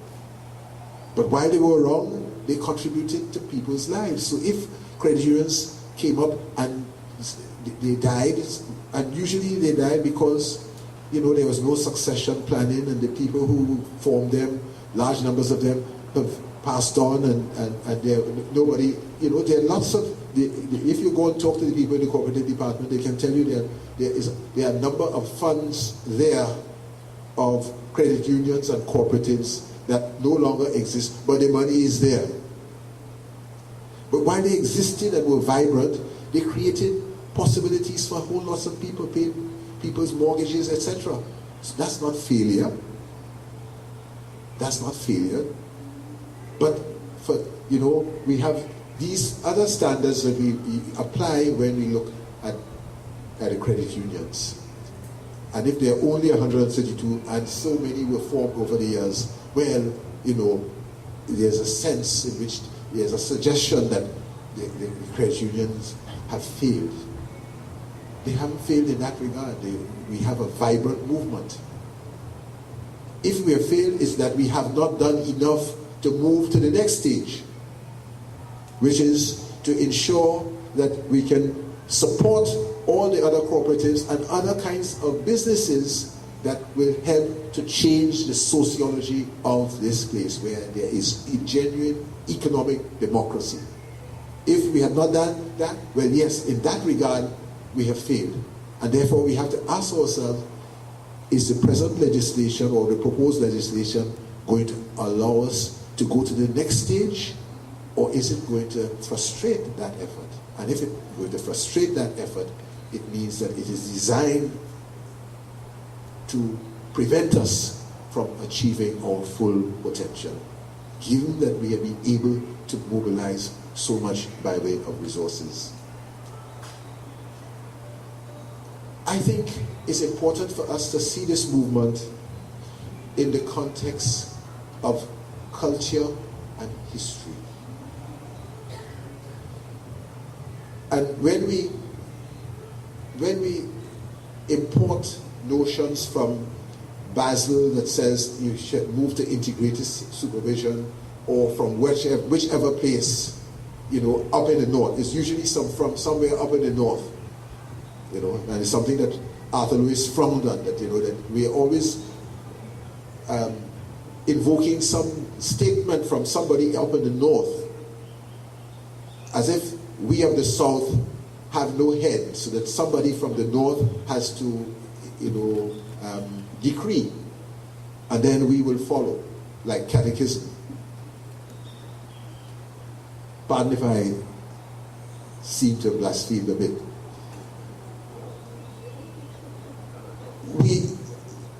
We can think, and if you look at cooperatives across the world, what is clear, while there are certain rules and procedures that we all observe, there are vast differences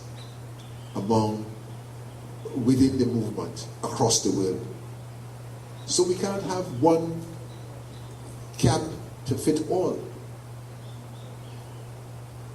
Do you know which is the largest cooperative in the world? Anybody with hazard a guess? Oh? I think it's Fronterra. Fronterra of New Zealand. When you go to buy your butter or your cheese and so on, check and see. They operate across the world, and they are big because the anchor and all these other milks that we use is from, I think it's from Fronterra. Huge. The Nordic countries, you have cooperatives engaged. In fact, years ago when I worked in the Ministry of Labor, I was shocked to see a video that was being brought to us by some advisors from Sweden, I think, and they showed you a huge oil tanker bringing crude from Trinidad to be refined in a refinery in one of the Nordic countries, all under the control of a cooperative. So gas distribution, etc. You know, and there are things.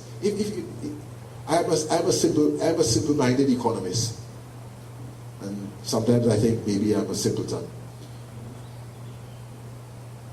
Food, clothing, drink, shelter,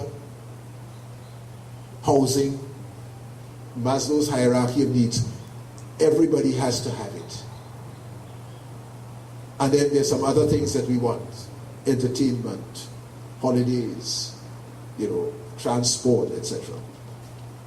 And all that is business. All that is business. And we must always ask ourselves, to what extent are we in those kinds of businesses? So that there's always that kind of business to be done. And if we are not there, well, it means that there are certain businesses that maybe we are consciously decided that we are not getting into. And to what extent that we can mobilize resources to get into those businesses. Clearly, there are people who are making huge profits in those businesses. And then there are the other kinds of businesses where we have to create the capacity to export, because ours are, like others Caribbean countries, we're export-oriented economies.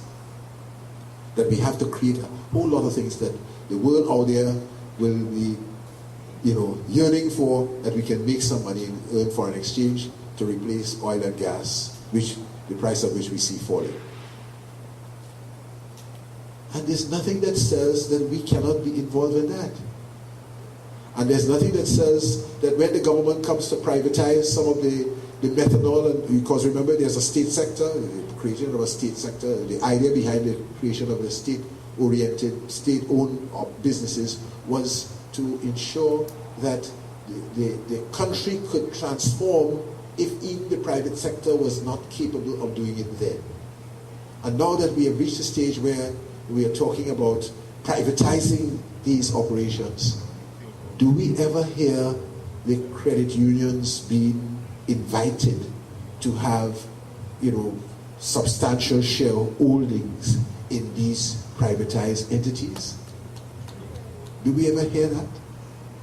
Because by and large, even some of us don't recognize that we have mobilized the resources and we can be shareholders directly and indirectly in some of these operations. The people who run the things are some of our own people. The people who come from Canada or wherever to buy into these things and see the possibilities, They have heads no larger than ours. We can think just as they. We go to the same universities as they when we go up north or wherever. So it's the issue of imagination. The issue of imagination. Understanding that we have the resources, we have the imagination, we have the capability, and over the years we have acquired enough of the technical skills, and if we don't have the skills, we could buy those skills like anybody else. And we have some of the resources. When we invite a foreign capitalist to come in, they don't have 5% of the financial assets that we have in the system. So it means that we are as huge and maybe much larger than some of the people that we invite in to come in. To come and transform us. And I know it to me it smacks of slavery. You're waiting, you write foreign investment legislation and sit down and wait. So you're hoping somebody can come and see you and use you in your space with a little bit of money. Sometimes with a little bit of money, or sometimes with money from right here. You come and borrow the money right here to use us in our space to create jobs for us. It means that as a credit union movement, as cooperatives, we have to see ourselves being in all kinds of business, including big business that will be exporting to the rest of the world. It means that we have to pull all those resources together and create the institutions where our individual credit unions are not all each taking the risk, but we are sharing the risk of getting into those kinds of activities. So there's a great world out there to be conquered. And we have the capacity. We have the capacity to do it. But we have to see it, feel it, know it, look in the mirror and see that we are just as good. You know, that's one of the things about Arthur Lewis. He said his mother told him that you can be just as good. After all the discrimination, he actually came to Trinidad when he graduated, and you know, he didn't get a job because he didn't look qualified. He didn't look like the people who at that time looked qualified. So maybe that is maybe to work positively for him, because maybe if he had gotten the job, he might not have won the Nobel Prize. Yeah. But the point about it is that we are just as capable. You know, I think the chairman made the point that, you know, there's the assumption, or Brian made the point that there's the assumption that after all these years we don't have the capacity, we don't have the people.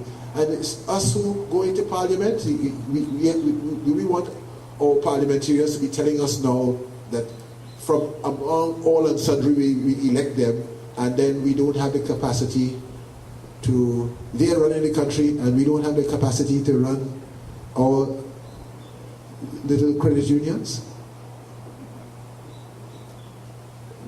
We cannot elect a board of management to run our credit unions. I question that. And a whole lot of little people, you know, Lloyd Best again used to make the comment, says make me for a book. And there are a lot of people who are,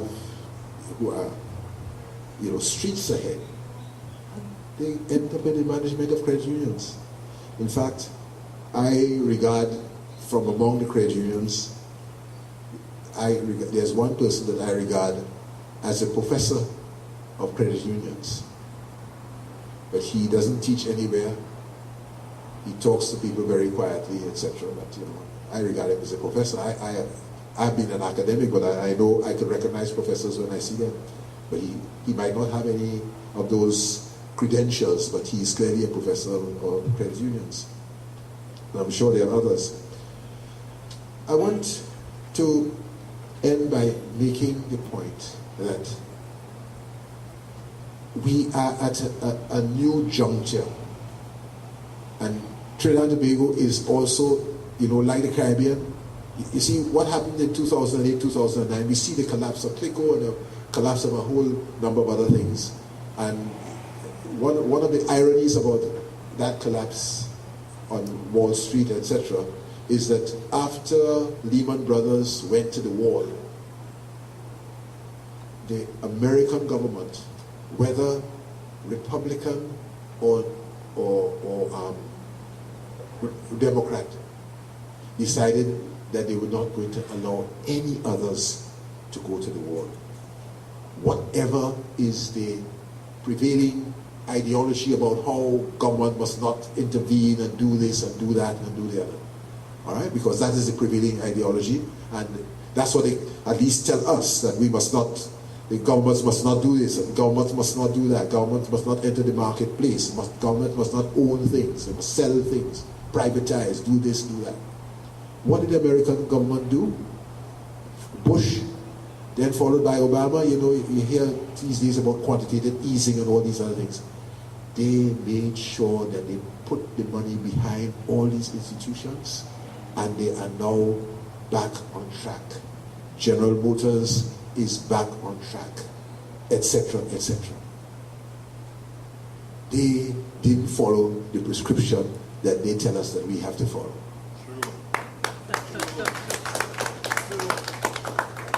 And we in the Caribbean, 2008, 2009, have finally recognized that the 60 or so years post-independence, when we did a little bit of diversification, we developed a little bit of tourism here and there, we tried to transform our agriculture, it did not work, we did a little bit of manufacturing and so on, it worked in some places. We in Trinidad and Tobago, because of oil and gas, we did well because we went downstream, and you know, in this 2x2 island, we have some plants that are world class, etc., etc., and it worked.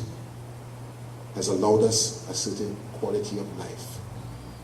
But round the corner is going to be more difficult, because the North Atlantic, which has been our prime market,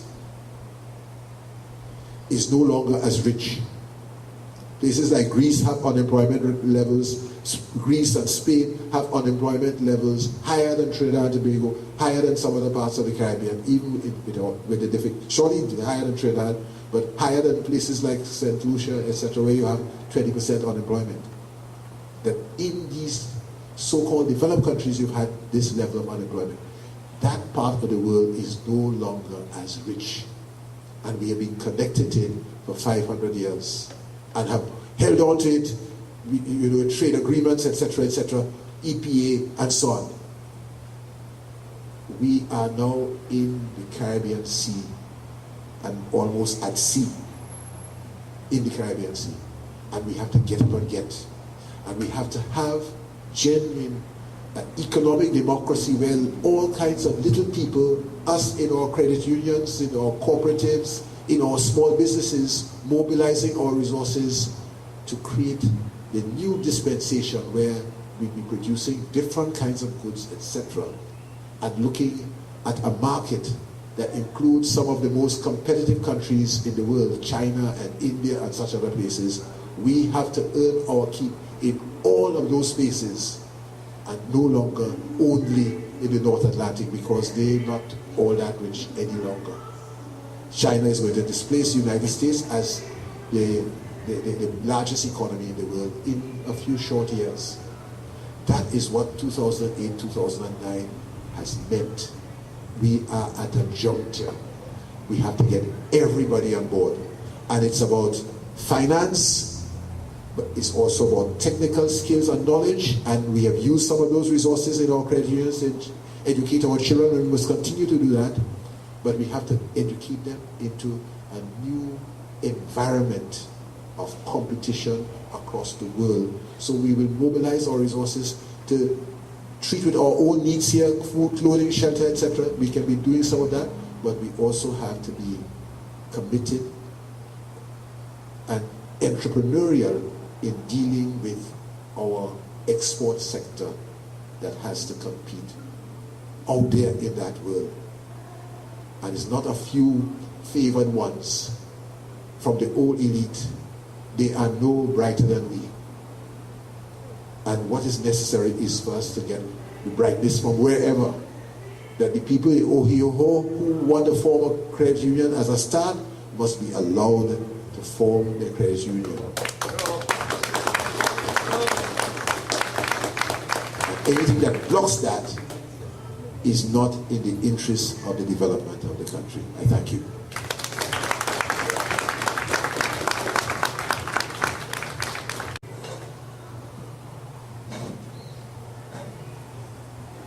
Thanks much, Dr. Henry, and again, I'm not sensing the anger. I'm not sensing the anger. We're supposed to be angry by now, eh? I should be having a hell of a time to control this crowd. We should be damn vexed. I like that phrase. Because we have heard discourse from 3 panelists who have touched on different aspects of this whole thing and has really fed us with a lot of food in terms of the value of this movement and why it is we must defend it. It is under attack. The cooperative credit union movement is under attack. And if it is under attack and we are the owners, what are we supposed to do? Get the bad fight. Thank you. I would hope that we really, and somebody said, when they watch these Apache movies, and as soon as 2 head-on-chos get shoot down, everybody turn around and run and leave the fight, It can't be like that this time. It can't be like that at all. Because I think Fitzroy said, are we prepared to die for the benefit of this movement going forward, the legacy that this movement has to create? We have to do it. Nobody else can do it for us. So let me thank the 3 panelists for their enlightening discourse. Let us put our hands together and really commend them. They have brought us to a place where it is critical now. They have brought us intellectually to a place where we are more informed, we are more educated, we are more knowledgeable of some of the issues surrounding the legislative structure for cooperative credit unions.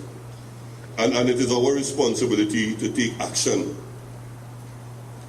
We have a penchant in Trinidad and Tobago, and you could just see it by the amount of radio stations and call-in programs. We love to talk. We love to talk from our bedrooms and our couches. We don't like to talk no place else because the call-in programs are hit now. Everybody could sit down in their comfort. They can't be identified because they want nobody identify them based on what a Spain and something else. There's all kind of different acronyms they carry, but they don't want to be identified. We have to be identified as owners of this movement. We can't hide behind nothing this time around. We can't be. And I like to quote Martin Luther. I like to quote these greats because they inspire us. And he says that the ultimate measure of a man is not where he stands in moments of comfort and convenience, but where he stands at the times of challenge and controversy. The ultimate test of this movement now is where we would stand in this time of challenge and controversy. This is a challenging time, and this bill, the legislation is controversial. How are we going to stand in this time? What are we prepared to do? And then he says, there comes a time when one must take a position that is neither safe, nor politic, nor popular. But he must take it because conscience tells him it is right. This is the time for us to take this stand. Because I'm clear, my conscience tells me that this stand is right. Bring the bill, that is right. How much of us inside here believe that? How much of us inside here believe that our conscience tells us it is right? And that's the place we have to arrive at. That's the place we have to arrive at in terms of our own inner selves. Let us analyze ourselves and arrive at that space. Because it's only if we believe in what we are doing and only believe what we're doing is right, then we will do the things that will be necessary to defend this movement. So I'm urging all of us to wake up. And I just, before we open up to some questions, there is a lot of literature on the cooperative business model. And there is one, I quote, that puts comparison between the cooperative business model and the investor-owned business model. The purpose of the cooperative business model is to improve the quality of life for members, as distinct from the purpose of the investor control, create wealth for shareholders. The ownership owned by members in the other entity owned by shareholders. Control, democratic basis, one member, one vote. That's the cooperative business model. In the other, investor owned. Property rights basis, one share, one vote.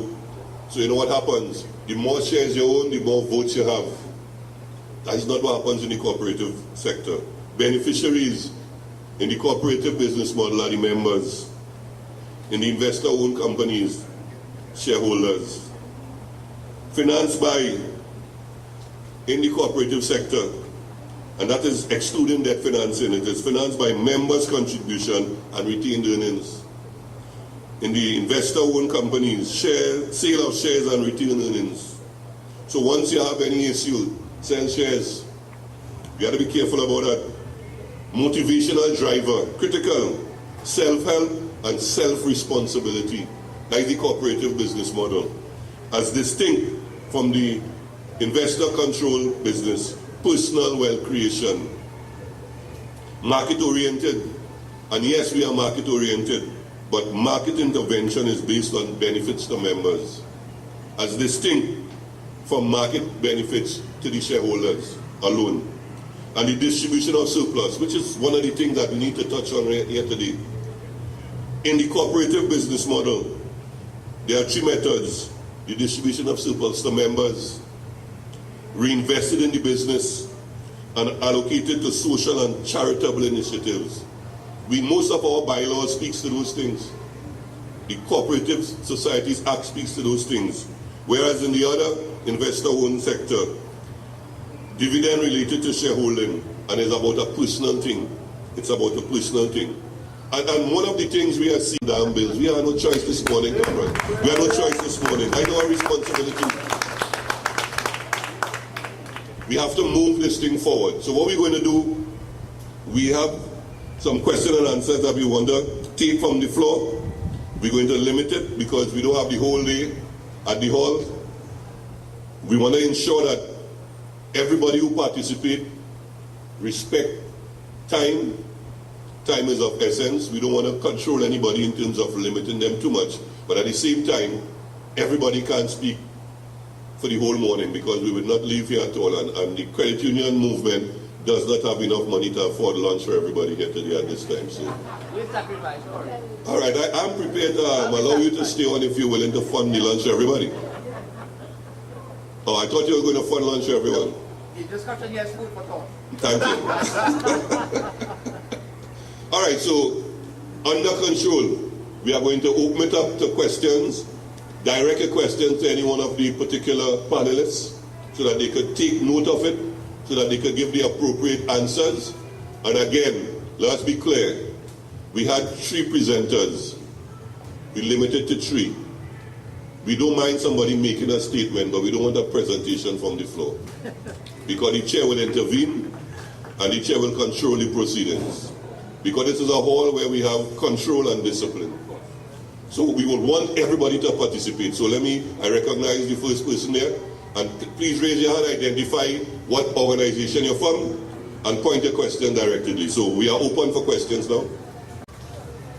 Ladies and gentlemen, comrades all, my name is Shafayat Ali, a long-standing member of 54 years of OWTU Credit Union, one of the vibrant credit unions in Trinidad and Tobago. Mr. Chairman, we are in a hall that is of significance. This is the hall of liberation and revolution. This here is where the trade union movement is headquartered in South Trinidad. But Mr. Chairman, we sit here and we listen to the presentation, very beautiful presentations. Dr. Henry was down to earth, as he said. Suniti was down to earth, also Mr. O'Brien. But Mr. Chairman, we have to get up and fight. As one of our leaders was saying, those stand up and fight, then lie down and take it. And we are not going to lie down and let this credit union movement go down the way that the government wanted to do, Comrade Chairman.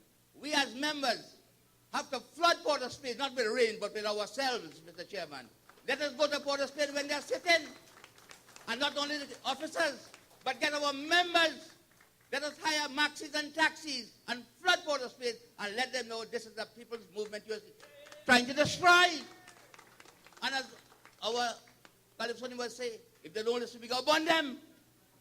Mr. Chairman, I'm very serious because I tell you, my trade union of which I belong, now retired, Oilfield Workers Trade Union, negotiates very hard for what I earn, and my trade union, TechU, helped me spend that money very wisely because we have what you call a committee would go to and tell what you want the money for and guide you along the line. If you want the money for to Galavan, no sir. So this is why today, Mr. Chairman, I might be a little long, but I want to make the point that we cannot sit here and listen to nice talk. We can't talk them fellas, you know. Them fellas let people from all about and talk. Let us know we know how to fight. We know how to get what we want by our shared numbers. We may not have the brains like them, but we have plenty of brains because TechU Credit Union, like other credit unions, have ordinary people. Do not interfere with our credit unions. Don't allow me to intervene. So I'm just telling Mr. Chairman, let us get up and fight and let us defend our right as members of this organization and burn them if the case may be. Thank you very much, Mr. Ali. And I... Mr. Chairman, I like the tempo of the last speaker. And I want to say I want to respect your time in terms because I have a lot I can say. What I want to say is I was very happy this morning when I came in and I opened the thing and I saw a bin and they say, bin the bill. And it dawned on me that we should do more than binning the bill. Burn the bill, bin the burned bill, and throw away the bin. Because if we don't do that, we might have tendency to go back in the bin to pick up the bill. Mr. Chairman, and I want to say clearly, I'm very passionate, as you know, about this issue because I've been fighting this issue over 5-10 years ago, trying to avoid credit unions being taken out from the Co-operative Act to be treated as corporate organizations. And that is why I'm very, very careful when I hear the term credit unions and cooperative. For God's sake, let us say credit union and other cooperatives because the government is holding on that credit unions are not cooperatives. We are part of the Cooperative Act. If we are taken out from the Cooperative Act and made into a Credit Union Act, we now with the corporate organizations. And if with the corporate organizations, all the provisions that they are having in terms of dealing with corporate organizations would apply with us. So that is the first thing we have to remember. And now that we understand that, let us, like my last friend, let us have, if we have to take to the road, the library corner, whatever, wherever, let us get, and let the government realize, because government trade numbers, we are talking 500,000 people all the time. But you know something? We are not showing that we are 500,000 because we're not together. At this time more than ever, we must be together. We must speak with one voice. One voice. No ACAP and no league. The cooperative movement, the credit union movement in the cooperative movement. Let us get that mantra and get it out to the public so that they'll be able to respect us. They remove cooperative from labor and cooperative. We had reached there. They had Cipriani College of Labor. We got labor and cooperative studies. They were trying to close that down. We fought it and we retained it. So therefore, now with gusto and numbers, let us fight this idea of having a credit union bill which was already inside the Cooperative Act before 1970, and it was removed and brought back together so that we have one cohesive, collaborative, cooperative movement. Please, for God's sake, let us defend that. Thanks so much, Mr. Guadalupe. Let me commend you for not having my intervention. Concise and I think straight to the point. I recognize Mr. Jones. Thank you very much, Mr. Chairman. Mr. Chairman. I might know. I don't think the others would know you. Could you identify? I'm from the TechU Credit Union. You are? From the TechU Credit Union. No, but name? No, my name is Ronnie Jones. Thank you I'm much. the president of TechU Credit Union. Mr. Chairman, we do not want any credit union bill. Mr. Chairman, the credit union movement is already regulated. There is a regulator in place in the Office of the Commissioner of Cooperatives. What we need to do is simply have some institutional strengthening in that office, quality resources, office space, good quality people, but we do not want any new regulation outside the office of the Commissioner of Cooperatives. We must say so emphatically.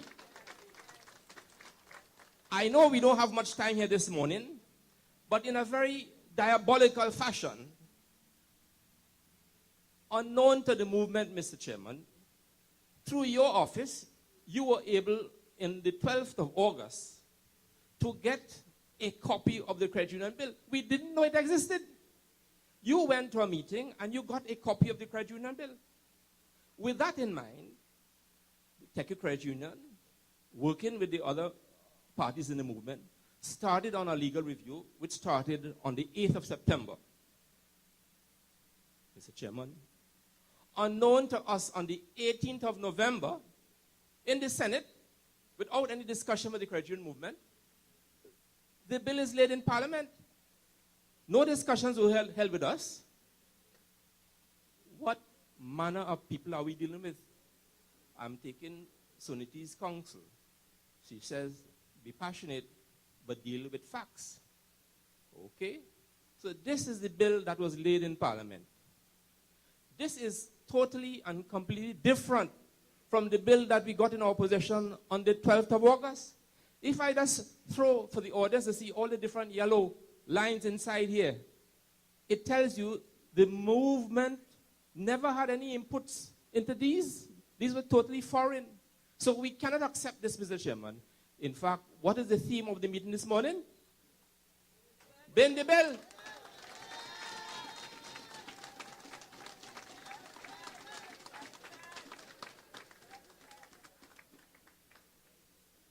Roel Richardson, President of Teachers Credit Union. Mr. Chairman, I heard a comment, a statistic from the head table twice and from the floor once. Over 500,000. That is understatement. Why? Which credit unionist, which person here lives all by himself and for himself? So that 500,000 plus translates into over 1 million people. 1 million people. And we are dealing with legislation that is offensive to the interest of over 1 million people. That must count for something. We must act as people representing more than 75% of the population of Trinidad and Tobago. Thank you.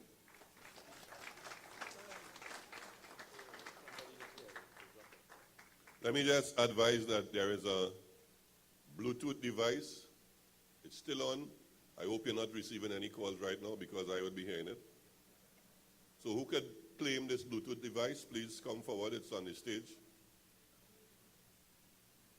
Yeah? Yeah, I'm Chairman. Brian St. Louis, Consolidated Telephones Credit Union. There's a phrase, talk is cheap. As a director of Consolidated, I've attended quite a few sessions like these dealing with this same bill.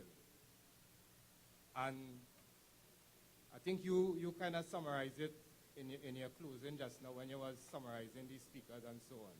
You indicated that a lot of people like to talk from the comfort of their couches and so on. Now, I consider myself, or I believe I'm a working class person. But you know, part of the problem the league having is that we all are working class people, but how much of us believe we are working class people? And that is the problem the league having, because this... Well, I want to say the movement. The movement. Because this discussion didn't start yesterday or last week, This discussion going on a long time. Because I hope a lot of people understand that this bill didn't start under this government. The genesis of this bill was under the PNM. So this didn't start now. And in every forum that we attend, there's a talk about taking action in terms of preventing this from happening. But plenty of us who are also belong to trade unions, we put on the trade union cap as workers, but when we're in the credit union, we prefer to put it on because we do not want to engage in political struggles as credit unionists. And this bill, to get it to stop, or to get it to stop then, or not to be implemented, had to be done by political action. And if as credit unionists we're not prepared to take political action, then this bill is going to be implemented. And we had to be able as credit unionists to separate party politics and separate it from what we want as credit unionists. Otherwise, we will be talking here today, we'll be talking here next week, next month, and this bill is going to be implemented because there is always the hesitancy from credit unionists, cooperators, to take political action in order to ensure that the business of the movement is handled the way we feel it should. And I feel that this forum, and I mean, I'm being pessimistic here, I believe that this forum, because at the end of the forum, we're going to make a declaration. And I have been involved in a lot of other organizations. Declarations are made, and that is the end of it. And I hope that at the end of today, if we make a commitment to engage in political action to ensure that the bill is not implemented, that we'll have full support of all the organizations in the movement. And I can't support you more than that, Brian. I think you touched on the nerve of the whole thing, and we always have to yearn for that day when we could see that revolutionary thinking taking place. People's minds must change. I recognize. Good morning, Mr. Chairman, members of the head table, other cooperators. My name is Leslie Lynch. I am here this morning in a dual capacity. Basically, I'm a credit unionist, but I am also the president of the TNTech South Retirees Association. And this morning, I'm here in that capacity. A number of my members are here as members of a credit union. Mr. Chairman, one of the problems that we have in the movement is that a number of people, after we had worked so hard as former employees, now member of credit union, to ensure that people got good salary, good wages, as the case may be, and we build institutions like the credit union movement to channel that fund towards the development of that person and their families. We see today a number of persons just putting money into the movement and not even turning back, just leaving the 12 officers as directors or members of the board of directors, the credit committee, and also maybe the supervisory committee to manage their funds. Today, Mr. Chairman, I'm quite certain that the people that you have here this morning are all officers, directors and officers of the movement, different units, of course. Mr. Chairman, the focus must be if we need to take the advice from Mr. Moore and from Sister Mirage this morning, where we're talking about speaking out and where we're talking about social disorder, and we're hearing some of the members talking about getting together and going to Port of Spain, we have got to get the people who it directly involve, the people who it affects most of all, which is our general membership, involved in the actual movement. They must see a threat to their dollar. And when they see a threat to their dollar, then they would get up. Because if you call in the morning, every director here would be in Port of Spain with you. Where is the following? The following isn't there. The general membership don't understand that is their money we are trying to protect. So we need to ensure that that filter down to them so that they can be part of this rally and call by the Cooperative Credit Union League of Trinidad and Tobago, and by extension themselves and their family, to go forward and to tell this government, no, we are not accepting that bill as a credit union bill. We want the Cooperative Societies Act. Thank you, Mr. Chairman. Thanks much, Mr. Lynch. I recognize. Thank you, Mr. Chairman. Mr. Chairman, I will be brief and short. I have listened to all the pronouncements that came from the panelists, and it is my humble opinion that what has been said is laid or can be laid as a basic framework in a strategic plan of carrying the movement forward. Suniti has been very clear in pointing out certain basic pitfalls that we should avoid. Brian gave a clear historical perspective of where we were and where we have to go. And Dr. Henry, he again spoke to certain objectives of the future that as a movement we can develop on. Of course, this will be, with your leadership, this can form the basic motivation, strategic plan for the wider membership, for all of us in taking the movement forward and fighting against the bill. Thank you. Thanks much, Mr. So I don't know if she wanted to just respond to some of the comments. I don't think there would have been any pointed questions at anyone, but there would have been some strong, pointed statements that were made from the floor, and I would ask that she respond to them at this time. Turn it on. Thank you. Is it on? Yeah. Okay. Well, I think most people are emphasizing what has been.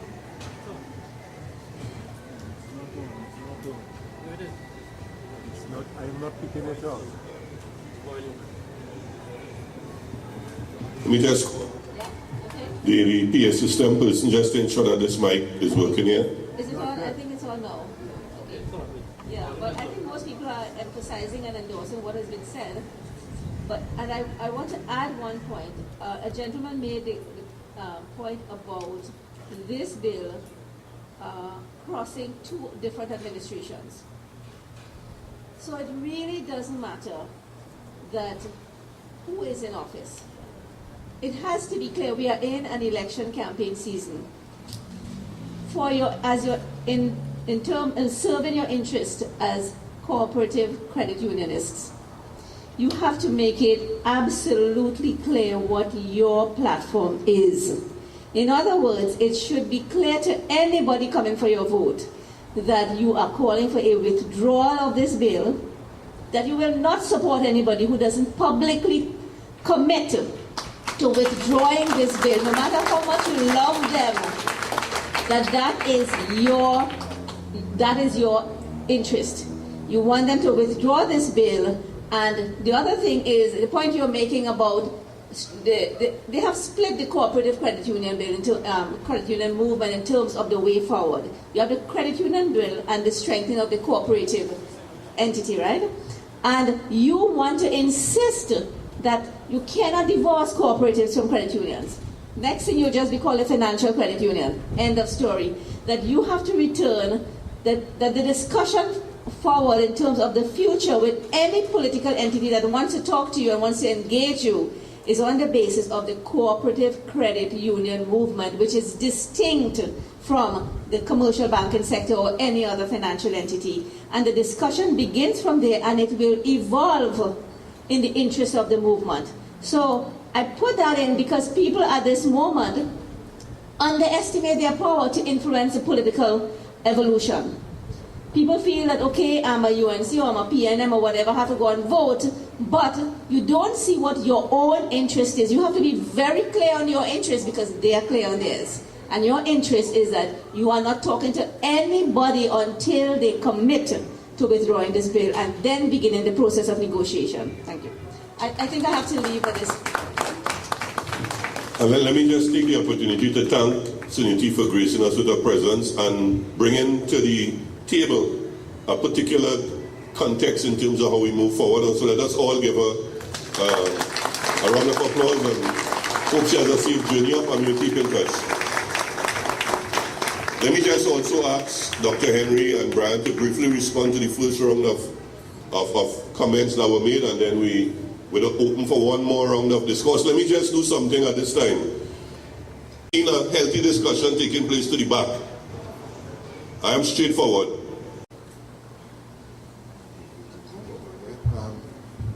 Well, I think there's a general consensus that the bill as is falls way short of what's required.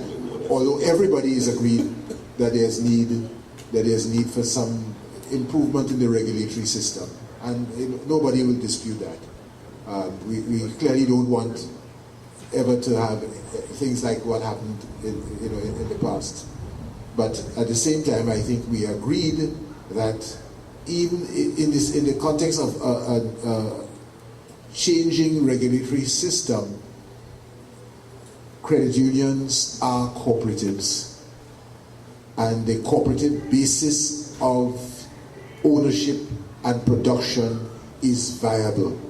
And I just want to add that, again, when we look across the world, we see that, of course we had the so-called communist system, and that disappeared, but immediately as it disappeared and people felt, well,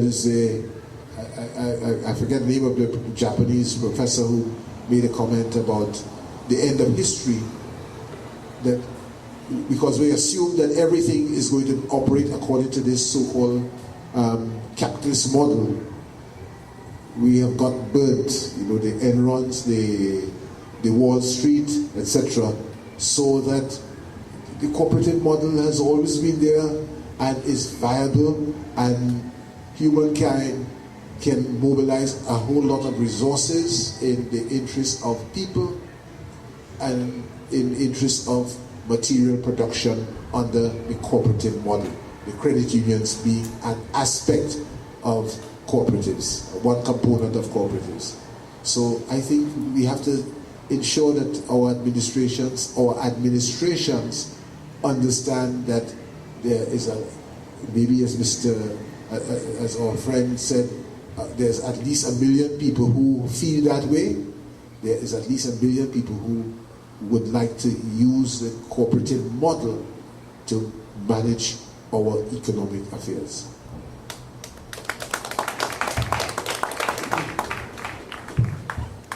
My brief comment is that we in the cooperative sector, especially in the credit union movement, have very little to prove to anybody. We have proven that we can build a strong institution that works in the interest of people. We don't have to prove anything else to anybody. And I want to endorse the comments that Suniti made before she left, that we have agreed. And somebody said, we come to these sessions all the time, and we agree. We do not want this bill. It is not in our interest. It is not in the interest of, as Mr. Richardson said, 1 million people. And we will not engage with you until you understand and appreciate that we don't want the bill, right? The other point that I want to make is, again, arising out of some comments that, we all like to talk from the comfort of our sofas and so on, that we in the movement have to continue with this kind of activity to inform the broader membership. But we also have another responsibility to plan for public action.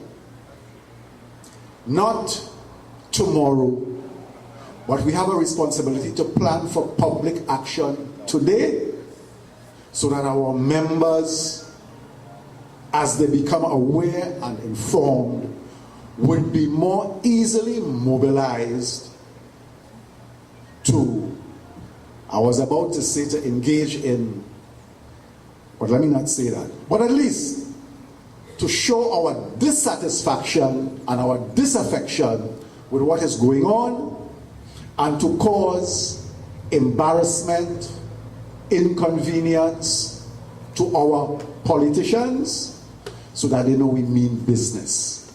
But I want to support and endorse the view that we have talked enough.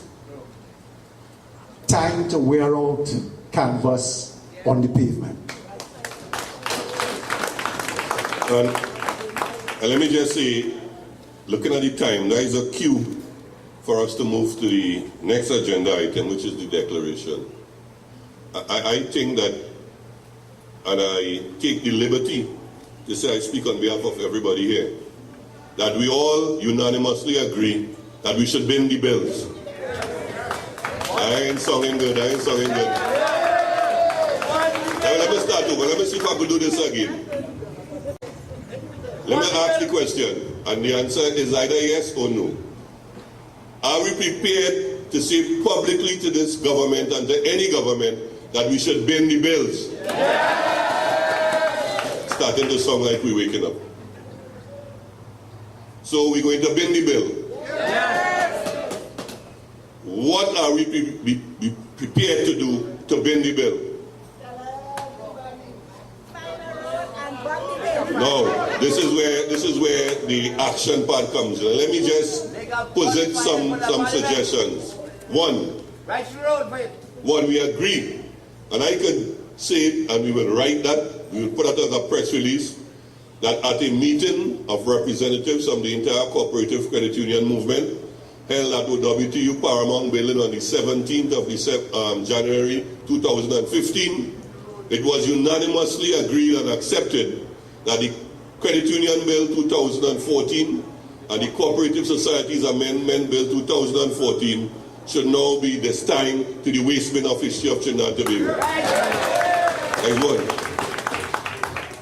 Two, we must immediately write to the Minister of Finance and to the Prime Minister outlining the position I was taking today.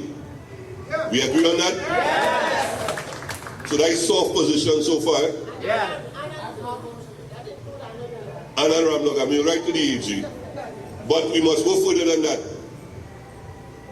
Parliament meets at a certain place, at a certain time. Are we prepared to go outside Parliament and demonstrate to the Parliament that we are against this bill? I want to see that by a stand up. Everybody who agree that, let me stand up.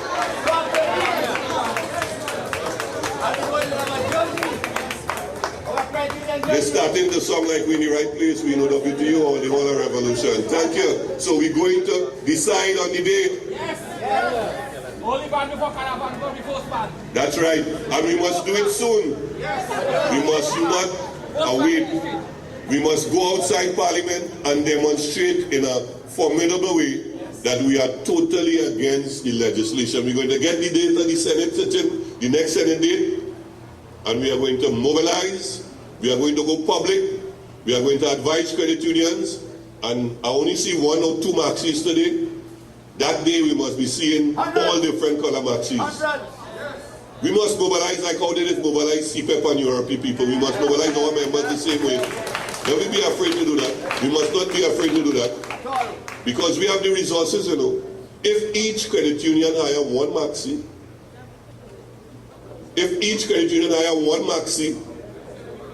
check how much credit maxis that would be bought in Port of Spain.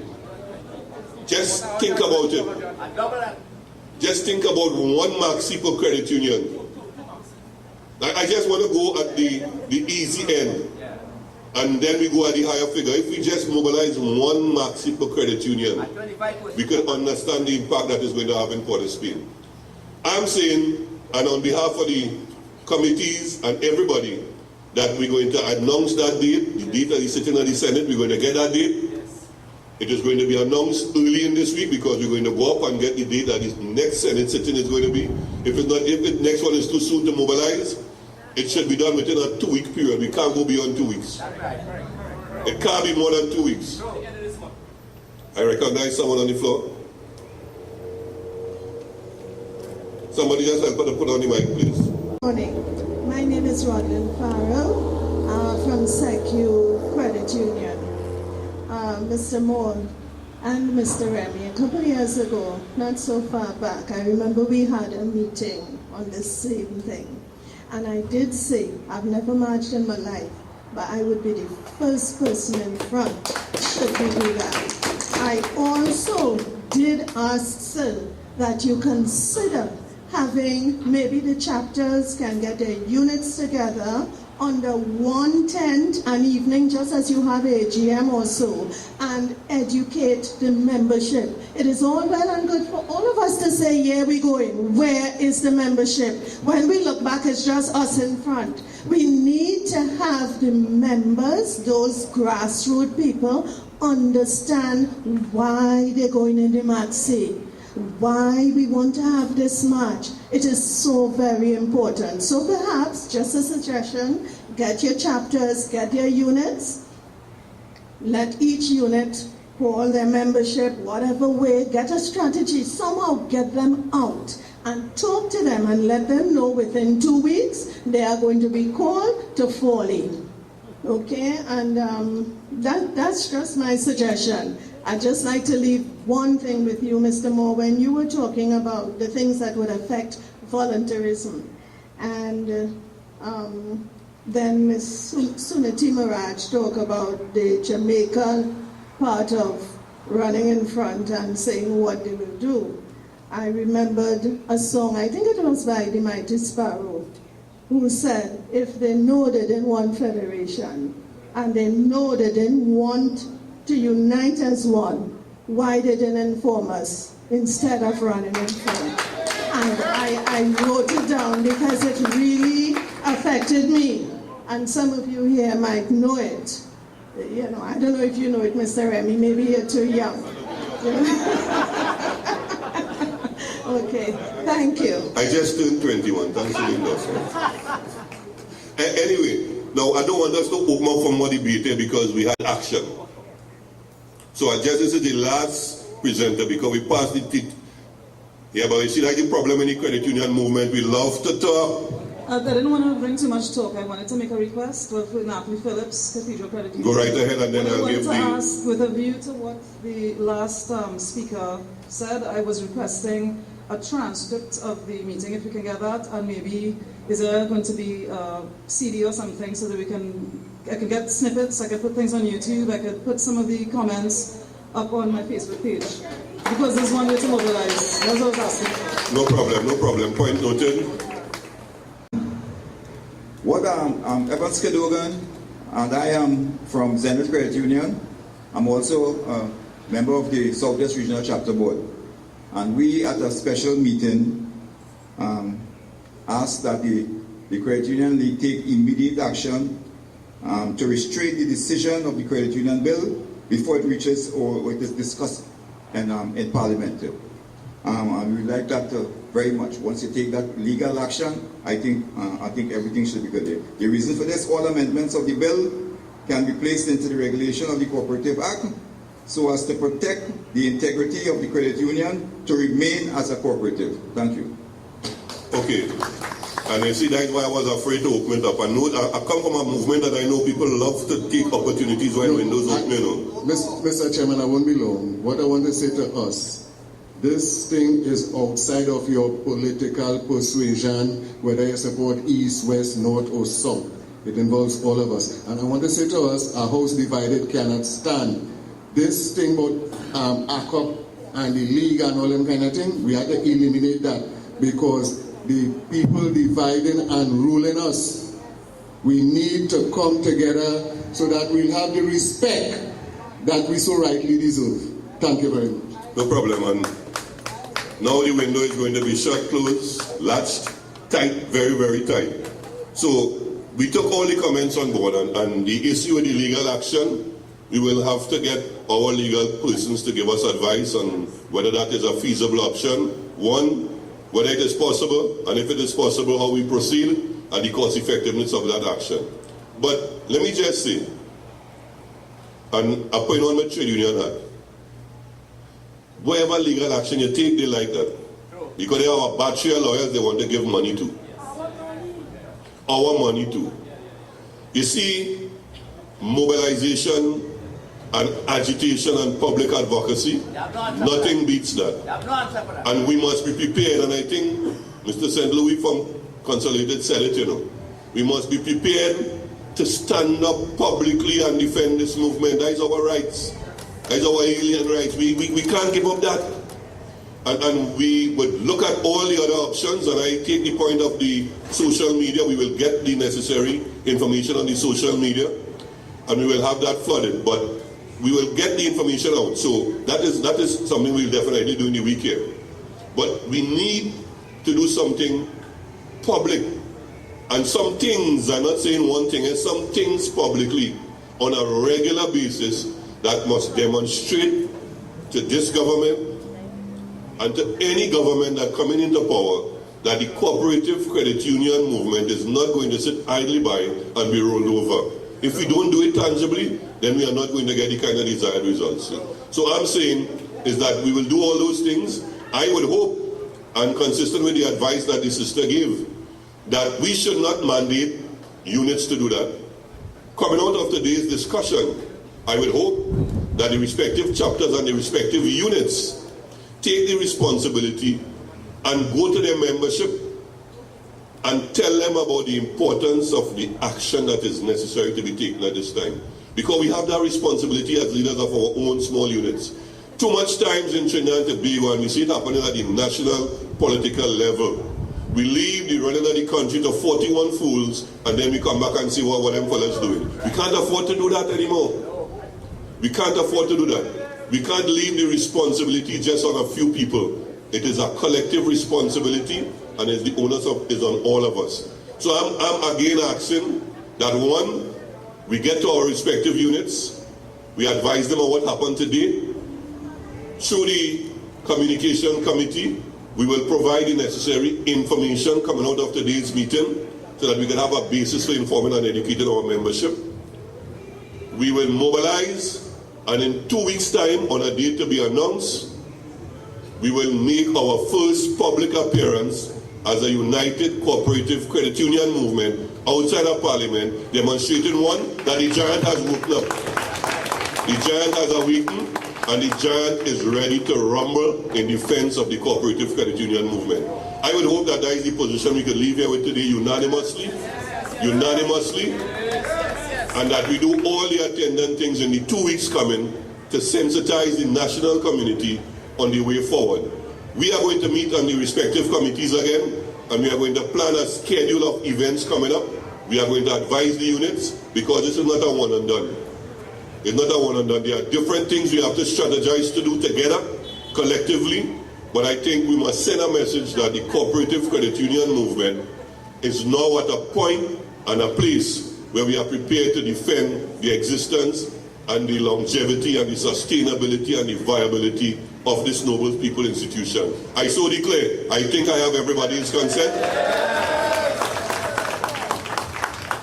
And let me take this opportunity, and I know it's a spontaneous thing, let me just call Diane to just move a vote of thanks quickly before we close up today's session. Let me take the opportunity to once again thank Dr. Henry, thank Brian, and thank Suniti for bringing a different perspective to the table. And I think it has all aided all of us in terms of arriving at the place we are. Let me just ask Diane to move a vote of thanks before I officially close today's proceedings. Mr. Chair, good afternoon, everyone. I would like, on behalf of the Cooperative Credit Union League of Trinidad and Tobago and the Association of Cooperative Credit Union Presidents of Trinidad and Tobago, all our committee members, the Technical Committee, the Communication Committee, the Strategy Committee, Mr. Jones, Mr. Hercules, all these special people working hard over the last couple of weeks to get this event off, but more importantly, over the years to get to where we are now in terms of what is happening with this bill. We want to say thank you so much to all of you for working together nicely. We want to thank our very esteemed panel this morning for sharing with us, taking time out to come and filling us up with so many pieces of information that we can use to advance the cause for what we are working towards. And we want to thank you, all our credit union members and cooperators, for being here this morning. We want to thank the OWTU, and I see Mr. Abdullah in the back, and the team at the OWTU for working with us, continuing to cooperate with the League and the credit union movement in getting to where we want to go. And most of all, I want to thank you in advance for getting ready, getting your maxis and your polos ready for the next 2 weeks, when we will show to the public our dissatisfaction with a piece of legislation that is draconian and harmful and hurtful to the credit union movement that we have strived to build and develop over the years. Thank you very much. And before we go, no one has owned this Bluetooth device.